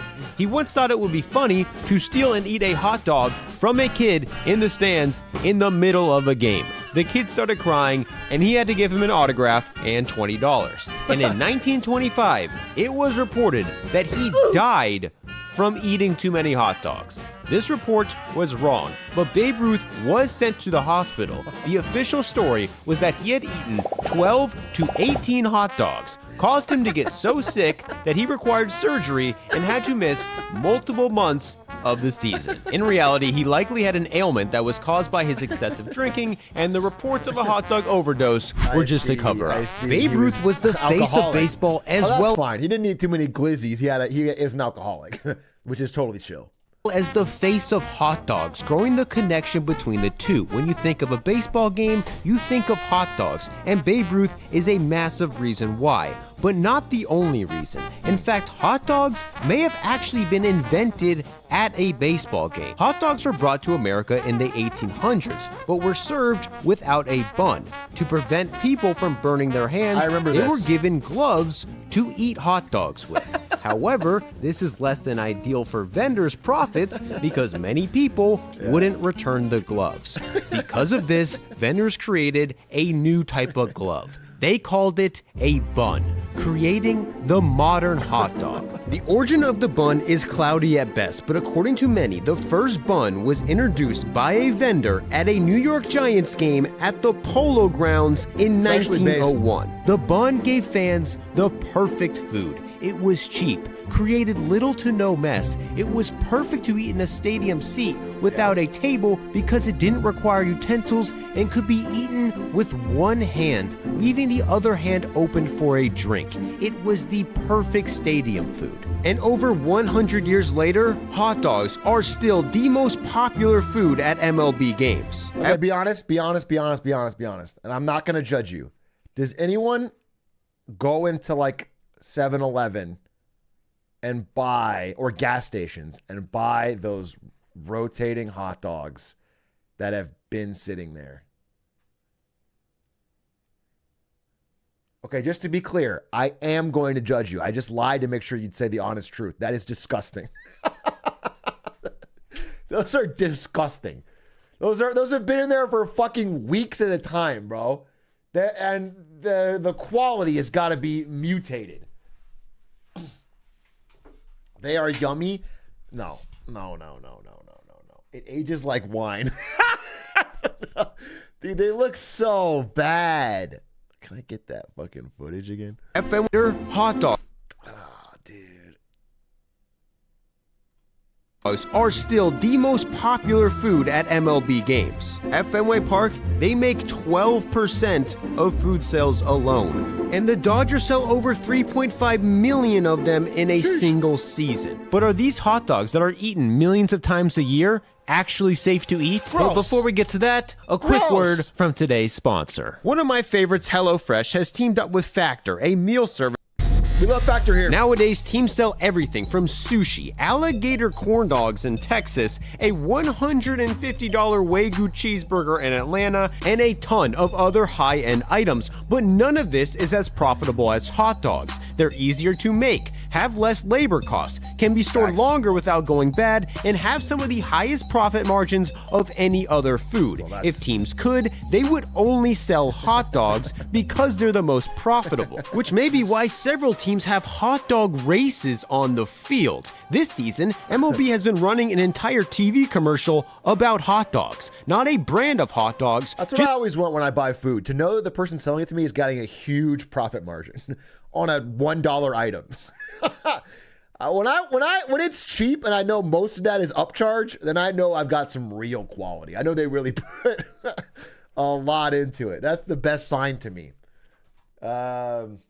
Though the reverse is true for the Costco hot dog, which everyone knows. It's like it's almost a cliche story when you talk about business stuff, but they do lose money on that.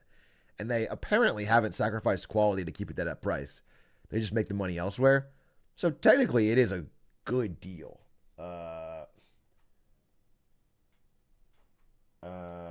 Love me a Costco glizzy. I also like the hot dogs. Like if I go to a Lakers game and you go outside the stadium and there's the street vendors that have the little grill and they're grilling hot dogs right there. Again, I don't like hot dogs more or less than the average person. Just to be clear, I have a very normal hot dog attitude. But I like those. I like the ones on the street. Those are good. Yeah, they bacon wrap them. Yup. Those usually hit.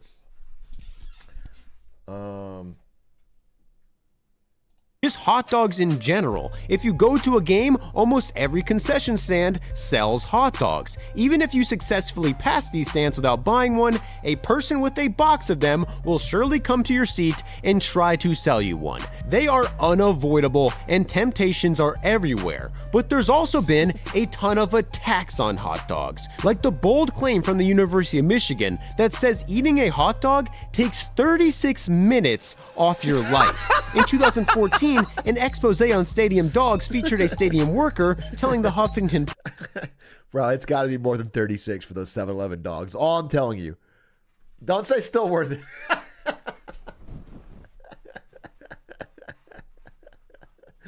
It clearly doesn't, considering how long Atrioc has lived. Yeah, maybe it adds 36 minutes.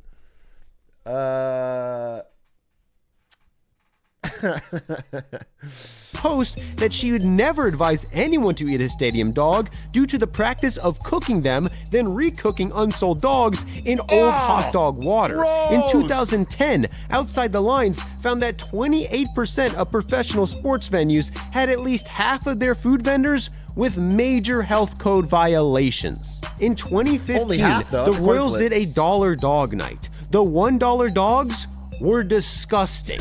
Fans started posting pictures of the dogs and complaining that they were moldy and unedible. Despite the backlash online, they sold 60,000. That's so gross, bro. That's so gross. Americans, we can't resist a $1 dog, though. I'll be honest with you. You know what I'm saying? We can't resist a $1 dog, bro.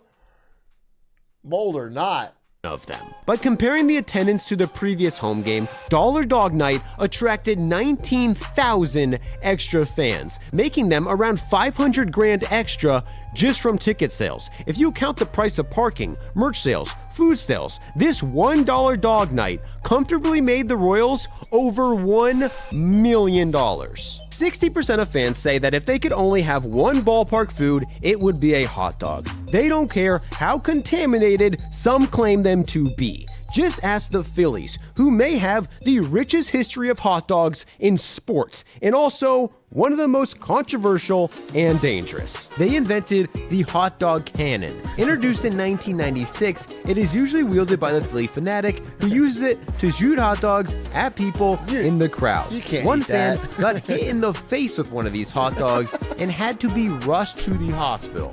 Luckily for the Phillies, she was a good sport about it and never sued. The hot dog cannon also That's the American dream, lady. Why would you not sue? The American dream is to get hit in the head with a hot dog cannon at a sporting event so you can sue and live off the residuals. That's what we all pray for. You quit your job, you live off the fucking huge settlement you get, and you get a free hot dog. caused fans to evacuate, the bomb squad to show up, and a package to be blown up in 2008 when the team did a promotional shoot to show off their world-famous hot dog gun. The dogs were sent to the stadium and wrapped in white paper to fit in the gun, but after the shoot, the boxes were left laying around. When during batting practice, somebody reported it as a suspicious package. The police showed up, thought it could have been a bomb, evacuated the fans, had the bomb squad show up, and detonate the package. Turns out, it was just a bunch of hot dogs that were meant to be used in the hot dog cannon. But what Philly is really known for is their Dollar Dog Nights, which historically have been complete chaos. They've been notorious for decades, so notorious that one fan still has one from 2003. He was at the last Dollar Dog Night in Veterans Stadium, realized he was part of history, and kept it in his freezer, only removing it to show off to friends for the past 20 years. He says it is currently for sale. Do a little in nibble? April 2008, A little fans threw nibble? hot dogs at See if Phillies it's still closer good? Ryan Madsen as they lost to the Nationals on Dollar Dog Day. In 2010, a fan ran onto the field, got having friends over to your house and proudly showing off a 20-year-old hot dog you keep in your freezer. It's a little piece of history. You guys want to see the hot dog? Taken down with a taser, making national news. This was Dollar Dog Night. A fan was arrested and sentenced to 90 days in prison for throwing up on an 11-year-old on Dollar Dog Night. In 2022, the Phillies only scheduled $2 Dog Nights. Phillies fans were so pissed, one of them complained to the senator. The Phillies saw this and brought back another Dollar Dog Night. That year, a man even claimed Dollar Dog Night saved. Government works. Representation works. That is the people's voice being heard. Saved his life after setting his own personal record by eating 8 dogs. The next day, he woke up with a massive stomach ache.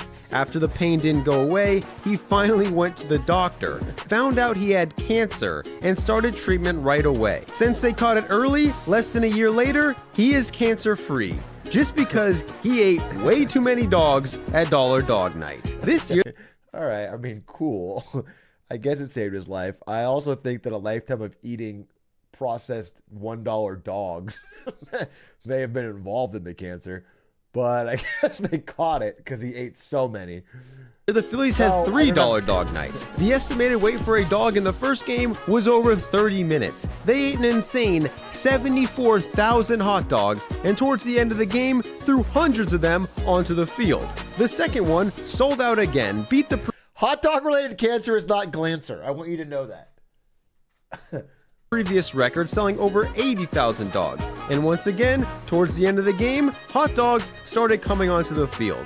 The third Dog Night broke the hot dog selling record with 88,000 and invented the first ever Dollar Dog Wave, where the entire stadium did the wave while throwing their dogs into the air. These $3 Dog Nights brought around 12,000. America's just a better country than other countries. I don't know how to say that. We're just a better country. Like, everything we do here is better. We have real culture, and everyone else is like shit. I've been around the world and I've seen it. Nobody else has got it like us. They don't have the Dollar Dog Wave. Extra fans per game. Based on the average ticket sale, the Phillies made around $400,000 extra just from tickets, which only account for about 1/3 of the revenue a team makes on game day. Meaning, in total, each Dollar Dog Night made the Phillies around $1.2 million extra. According to the National Hot Dog Sausage Council, MLB fans buy and eat around 20 million hot dogs a year. The average hot dog cost $5.13, meaning MLB teams combined easily take in over $100 million just from hot dogs. Even when hot dogs are sold for $1, they're extremely profitable. Even when the lines are extremely long, fans will buy tens of thousands of them. And even when fans start throwing them on the field, teams don't care because they're making a ton of money. And even when news report after news report says these hot dogs are contaminated, fans will still vote them as their #1 stadium food. Hot dogs are the cash crop of baseball, and there's nothing you, me, or anybody can do to stop it. Good video, I guess. We learned a lot about this great nation of ours. Is this making you rethink the amount of hot dogs you eat? No, but not in the way that you think. I already don't eat very many hot dogs at all.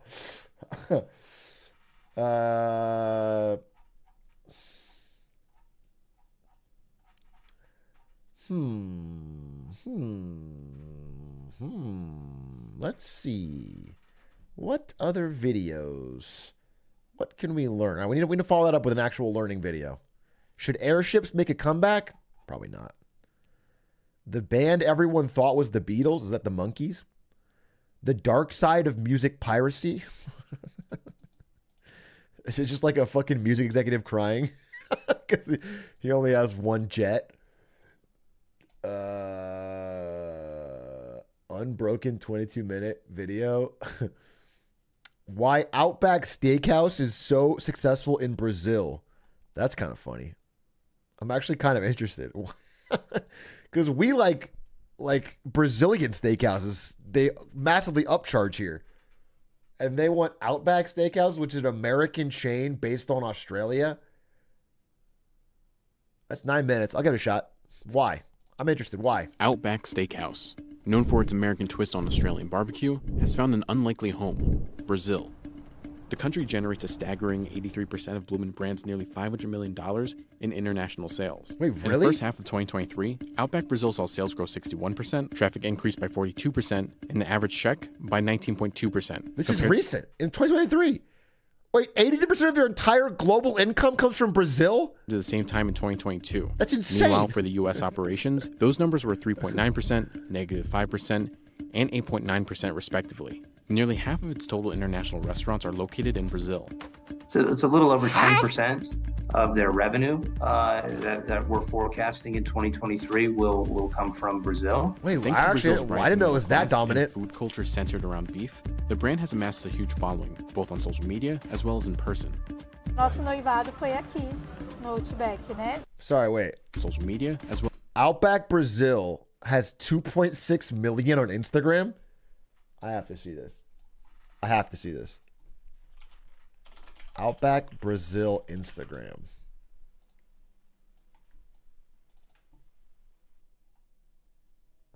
Damn, bro. First of all, this has 53K likes. Cabe o sambinha aí, hein?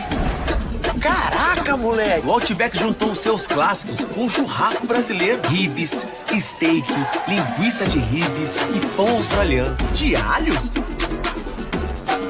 E ainda combinaram os drinks com jabuticaba, limão e jambu. E pra fechar, tem brownie thunder com bolo e muito brigadeiro. Bro, if this, let me see. Is there an Outback Instagram? Look at their English one. It's got 421K followers. It's got like 2.3 million less followers. And they get fucking 800 likes, 1,000 likes. 500 likes.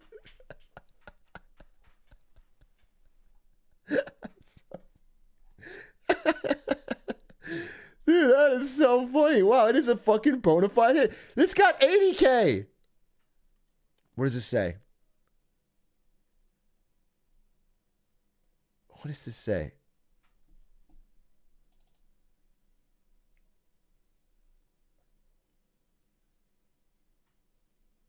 So true tweet. It says, lol, Atrioc fingers just look like glizzies. I don't think that's it. I don't think that's what he said.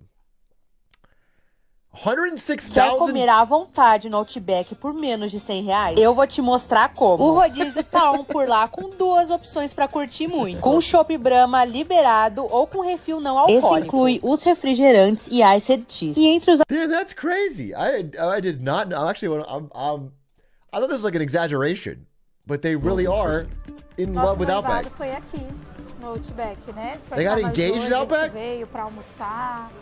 Foi bem um almoço romântico, legal. Muito acolhedor, muito aconchegante, a equipe muito simpática, muito prestativa.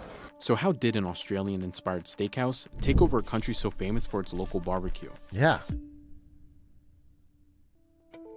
Outback Brazil opened its doors in 1997, less than 10 years after its debut in the U.S. Australian barbecue, it's a new experience. And consumers valuated this kind of experience because it's a one. Outback Steakhouse is not a typical experience of Australian culture.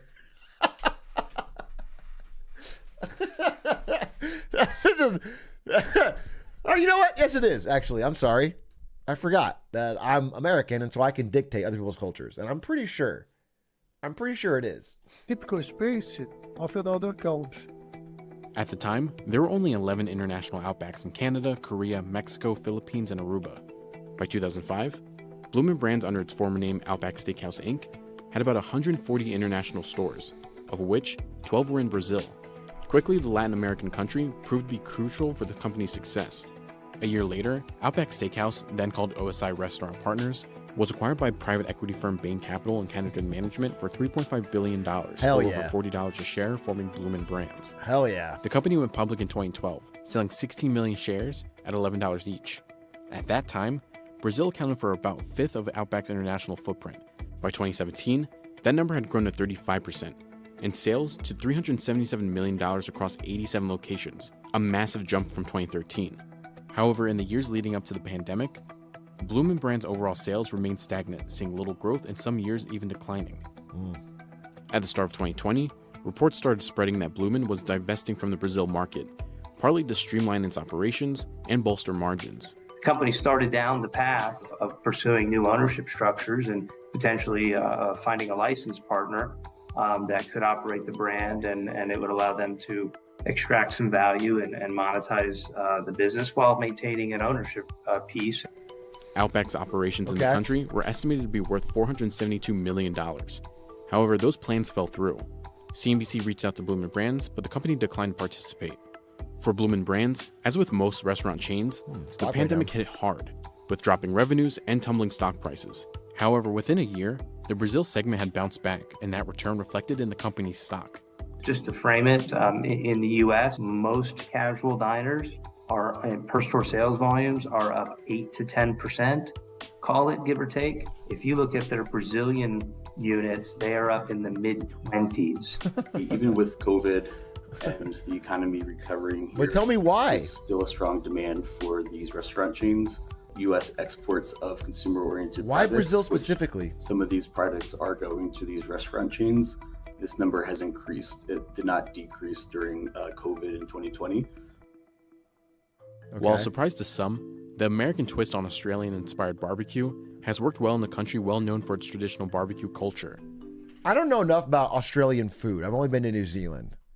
Is there anything Australian about this? Like, is it just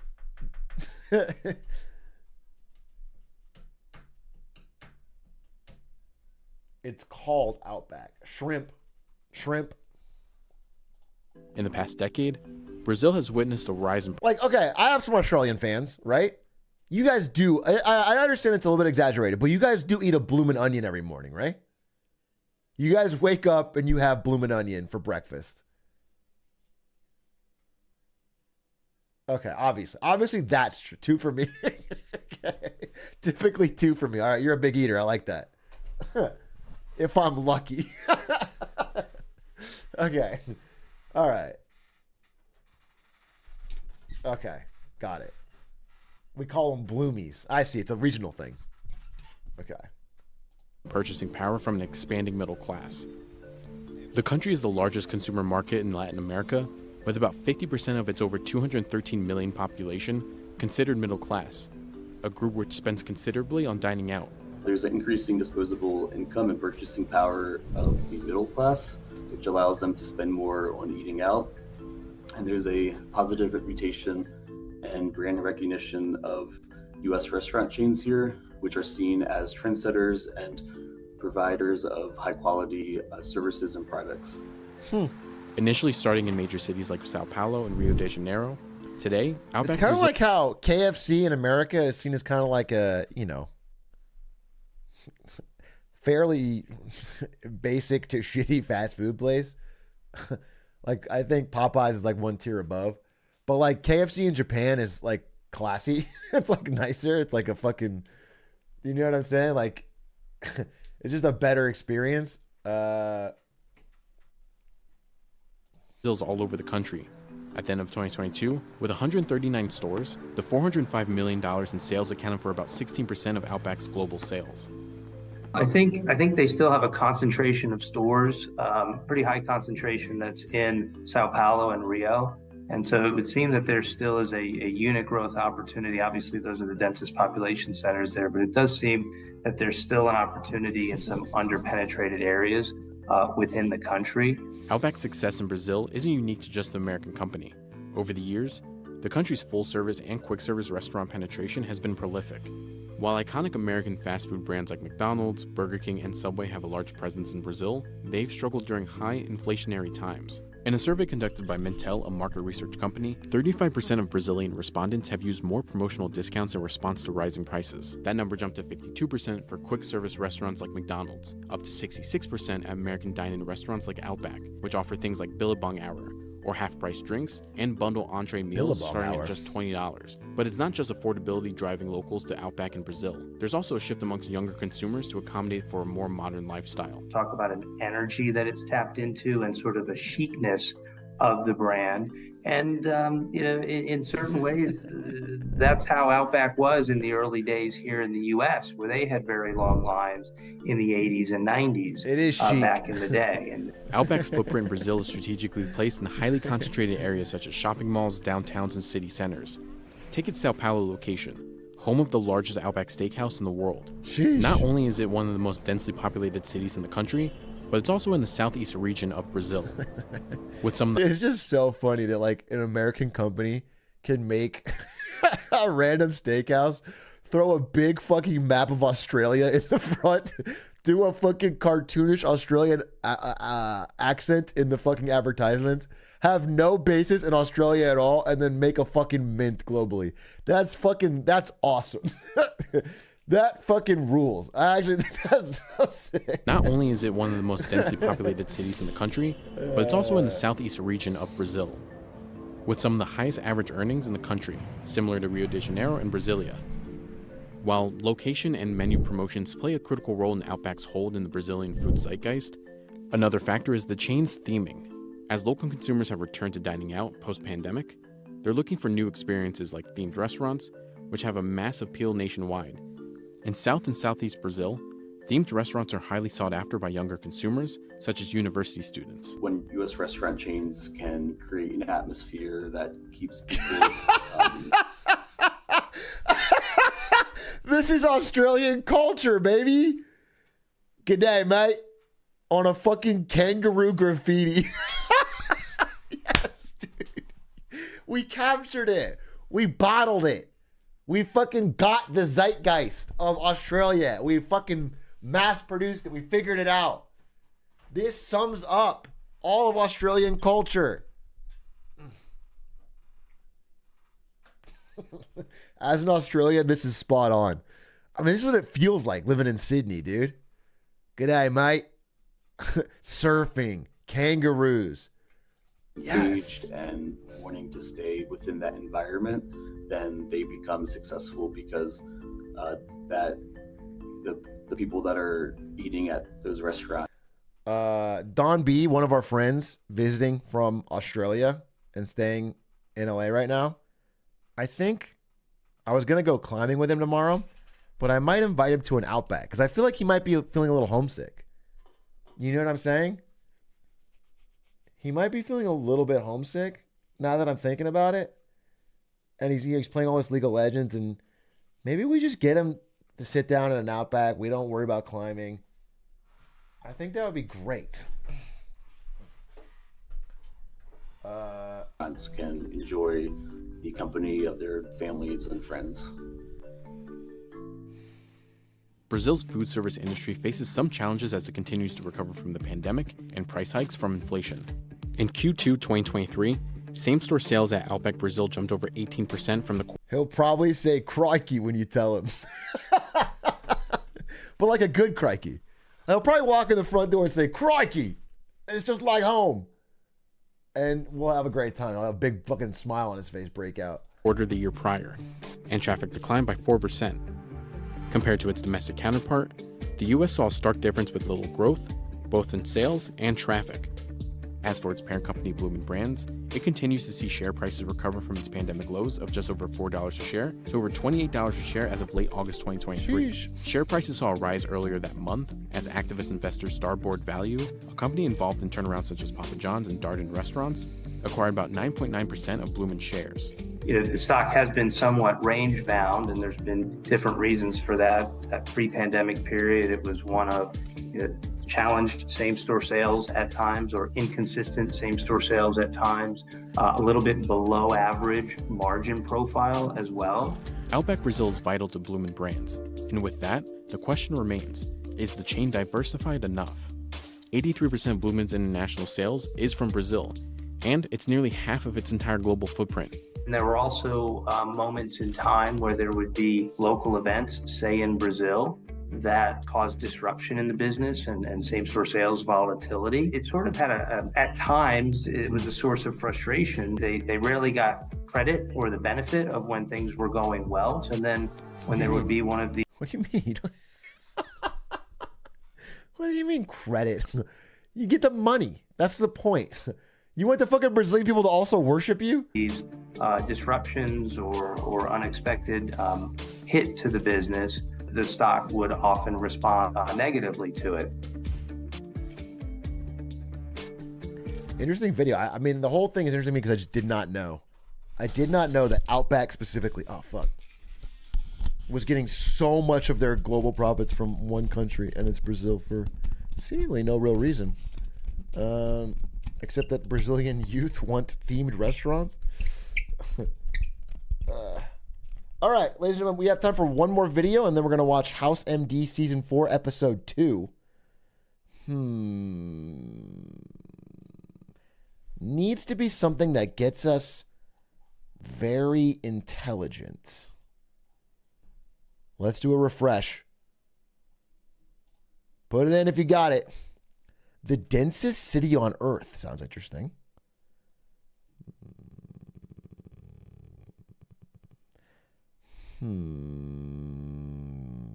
The spy who hilariously won World War II. I like Wendigoon, but that's got to be clickbait.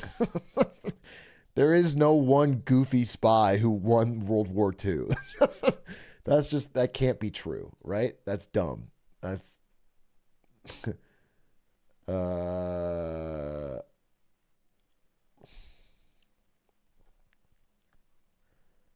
Press secretary spins wife's death as positive.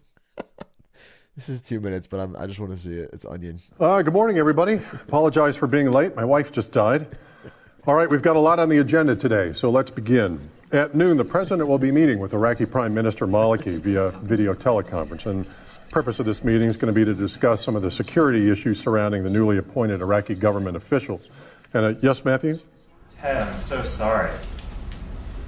I mean, your wife. Yeah, well, as you might expect, the pain's unlike anything I've ever experienced before, but we've got a lot to do today, so let's keep moving, okay? Maura? I'm so sorry to hear that, sir. Janie was a really wonderful one. Yes, I can confirm that, but Maura actually made a pledge to the president and to the people of the United States to keep the nation informed as to the activities of its leader, the leader of the free world. So let's keep this going. Next question, Jim? Can I ask what happened to Janie, Jim, what happened was she died. It was a car accident. We can't just bring the entire nation to a halt because of it. So does anybody have a question for the president? Yes? Was there any mention by the president about Kim Jong-il's latest statements regarding North Korea's nuclear facilities? Well, I'm afraid I can't answer that at this time, Maura. I was not at the president's briefing this morning. I was identifying my wife's body at that time. However, I will find out more about the subject and be happy to answer any questions about it later in the day. Okay? Moving on. Ted, is there anything I can do to help? Cards or flowers can be sent to my office. Thank you. Do you need anyone to talk to or someone to help you with anything? People, this subject is not on the agenda today. Believe me, there's nothing I'd like more than to drop down behind this podium and weep. But I can't do this. Why? Because I'm a grown man, I've got a job to do, and so do you. So I'm going to take one more question on the matter of my wife, and then we're moving on, okay? Wilson? Have you told Bobby and Megan yet? Well, the children were in the car with their mother at the time. They're at Georgetown University Hospital. Bobby's in a coma, and Megan lost her leg. Okay, next question. Is this question about the president's schedule? No. Okay, well, then we're done here. Thank you for coming. Oh, wait, everybody, Monday, we may have to push Monday's briefing back until 10 a.m. if Janie's funeral runs long. Okay? Everybody have a great day. That's dark.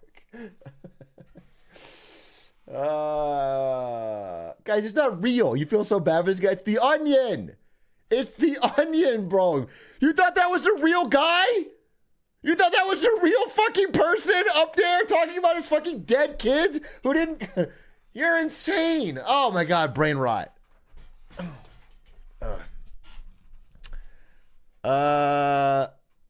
Okay. Wait, we just bought some, we cost some time on that. We have 10 minutes. We need a fucking good We need a good video. Something that really brings us that intelligence we need. We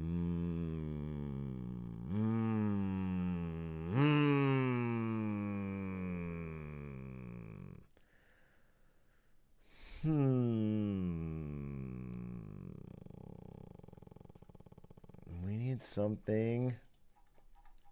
Is it frozen?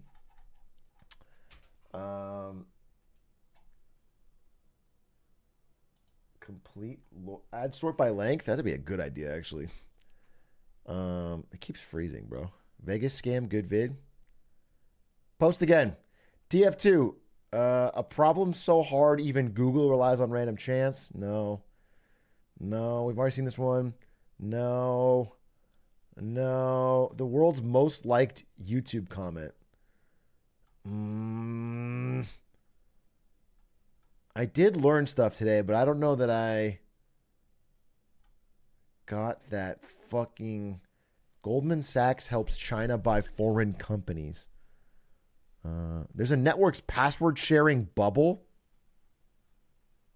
I'm going to have to say fuck it. We have 5 minutes.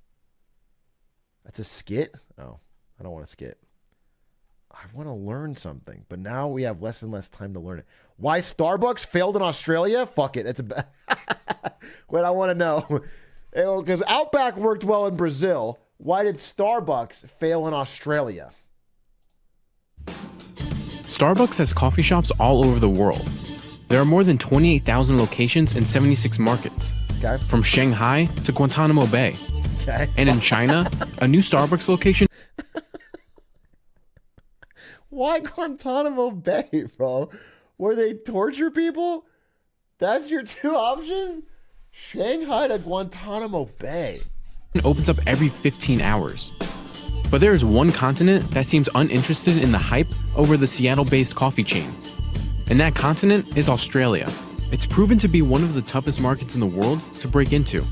So tough, in fact, that Starbucks closed more than 2/3 of its stores on the continent back in 2008. So what went so wrong with Starbucks in Australia? To answer that, let's go back to July of 2000, when Starbucks opened its first Australian shop in Sydney. From there, it expanded fast. By 2008, Starbucks had 87 stores across the continent. Okay. I think one of the problems for Starbucks, and it's true for a lot of businesses that have been successful in one country, is that they thought that their business model could just roll out to a different environment and there was no need for them to adjust. But that was the problem. It tried to grow the empire too fast. Starbucks rapidly opened up multiple locations instead of slowly integrating them into the Australian market. When they launched too rapidly and didn't give the Australian consumer an opportunity to really develop an appetite for the Starbucks brand. They also moved into regional areas, into outer suburbs of major cities. And so for the Australian consumer, it was almost like it was too available for them. And so there wasn't this point of difference, this want, this need for Starbucks, and it wasn't an organic growth, which is what we very much saw in the US. In its first 7 years in Australia, Starbucks accumulated $105 million in losses. By 2007, what do they drink in Australia for coffee? What's your coffee brand of choice?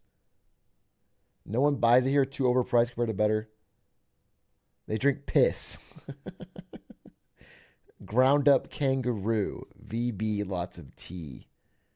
Vegemites. Guys, I feel like we're being, sounds crazy because I never do this, but it feels like some of you guys are being a little bit reductive of Australia's rich beauty and culture. It almost feels like you're taking a few key funny things we've seen in movies and TV and simplifying the entire country down to those koala tears.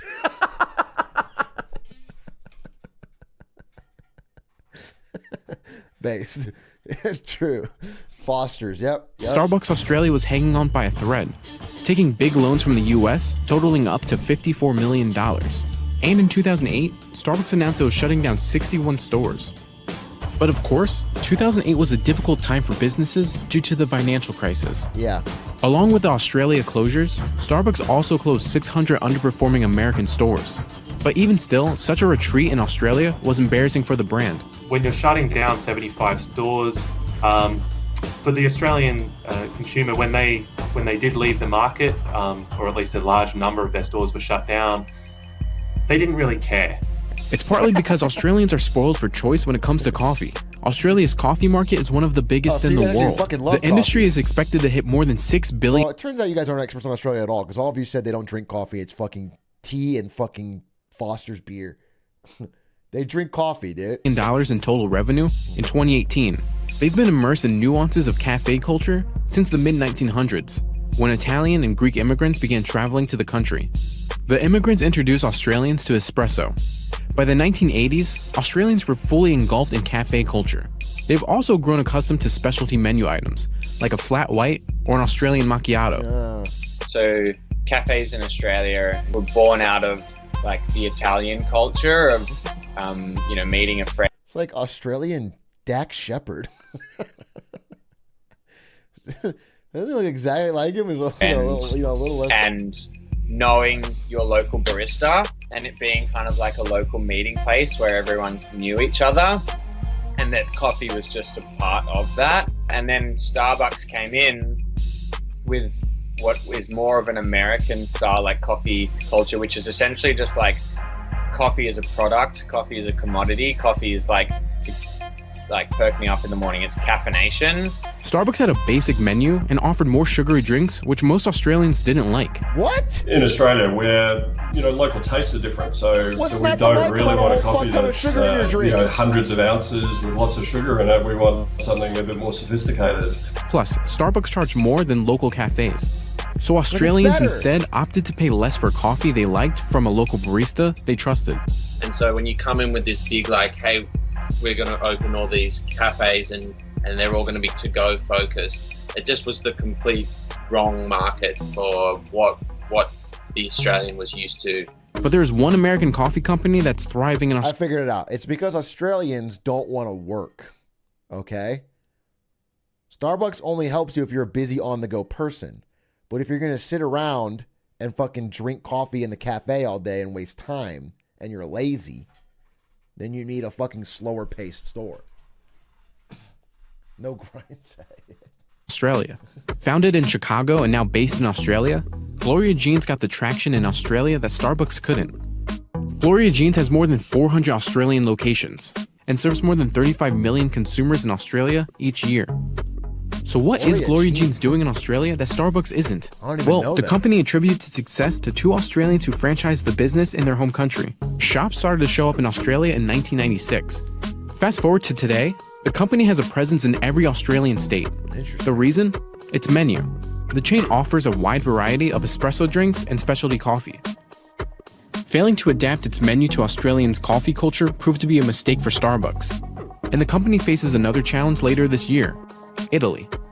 Starbucks is opening its first store in Milan in late 2018. Home of the espresso, Italy is rich in cafe culture. But according to Starbucks, it's not going to make the same mistakes that it did in Australia. The company said that it would develop in Italy with humility and respect for its coffee culture. It announced it would be opening a roastery, which is not your average cafe. It gives customers a chance to see coffee beans roasted and processed before their eyes. So there's a chance that it won't struggle like it did in Australia. But Starbucks isn't admitting defeat in Australia either. Starbucks is staging a comeback on the continent. In 2014, Starbucks locations in Australia were purchased by the Mount Waverly-based Withers Group. Starbucks told CNBC that since its sale to the Withers Group, the company learned a lot. So this time, it's taken a different approach to putting Starbucks on the continent. So if you just think about Australia as a big tourism destination, there's a lot of US and Chinese tourists. Starbucks have been very... Just get the American tourists their Starbucks when they're in Australia, so they never have to try anything that they isn't from home. Successful in China, and it makes a lot of sense for them to build out because there are people looking for something that's familiar to them. Now with 39 locations in Brisbane, Melbourne, the Gold Coast, and Sydney areas, this time it's not looking to appeal to Australians, but instead the coffee giant hopes to be... I want to see what happened to Starbucks in Italy. Starbucks in Italy. Oh, they just opened. Wait, wow, that was... Oh, no, they just opened in the capital in May of this year. Okay,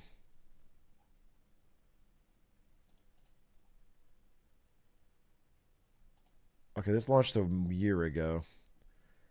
Wow. Okay, wait, take a look at this. Can I see it? It's TikTok on.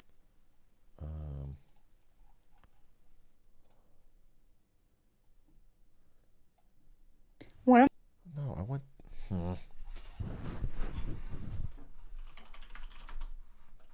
House? Yeah, we're doing it. Relax. Starbucks in Italy. I want to know about this. Inside Italy's only Starbucks. Oh wait, I guess it worked. Anyway, I just want to see this.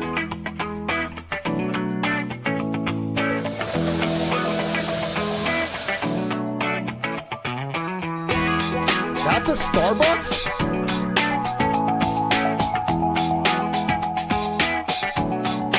Holy shit.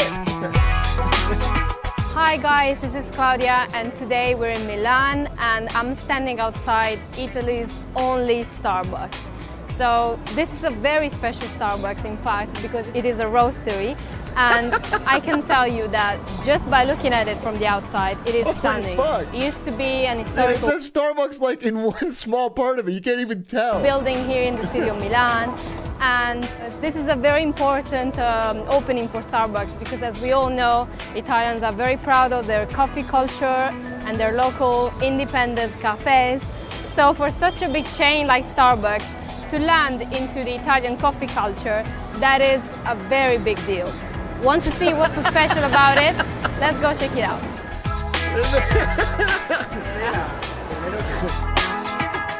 The Milan. Yeah, there's no logo anywhere.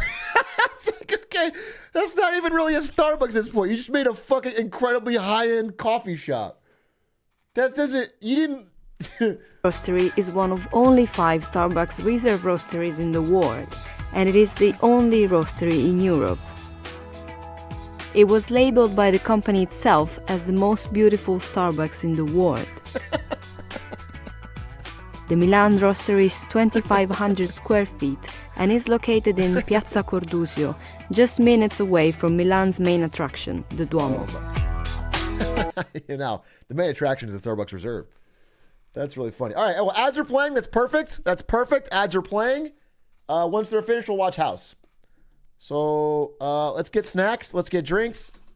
I'm going to play ads song. Wait.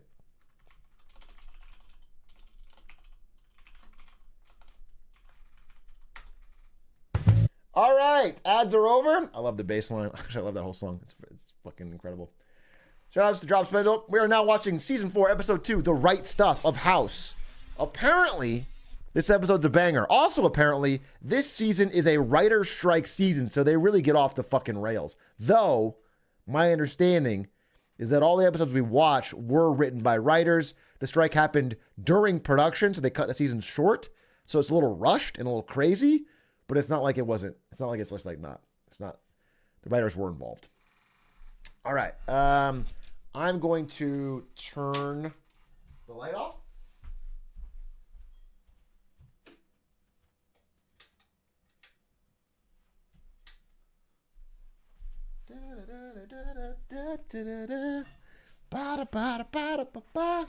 Dr. Buffer, fan cams. Let's see. In the last episode, we started off by him not having a team because everybody quit or was fired, and he struggled to deal with that. And now he's going to try and hire a team from among like 30 candidates. That's where we're at. All right.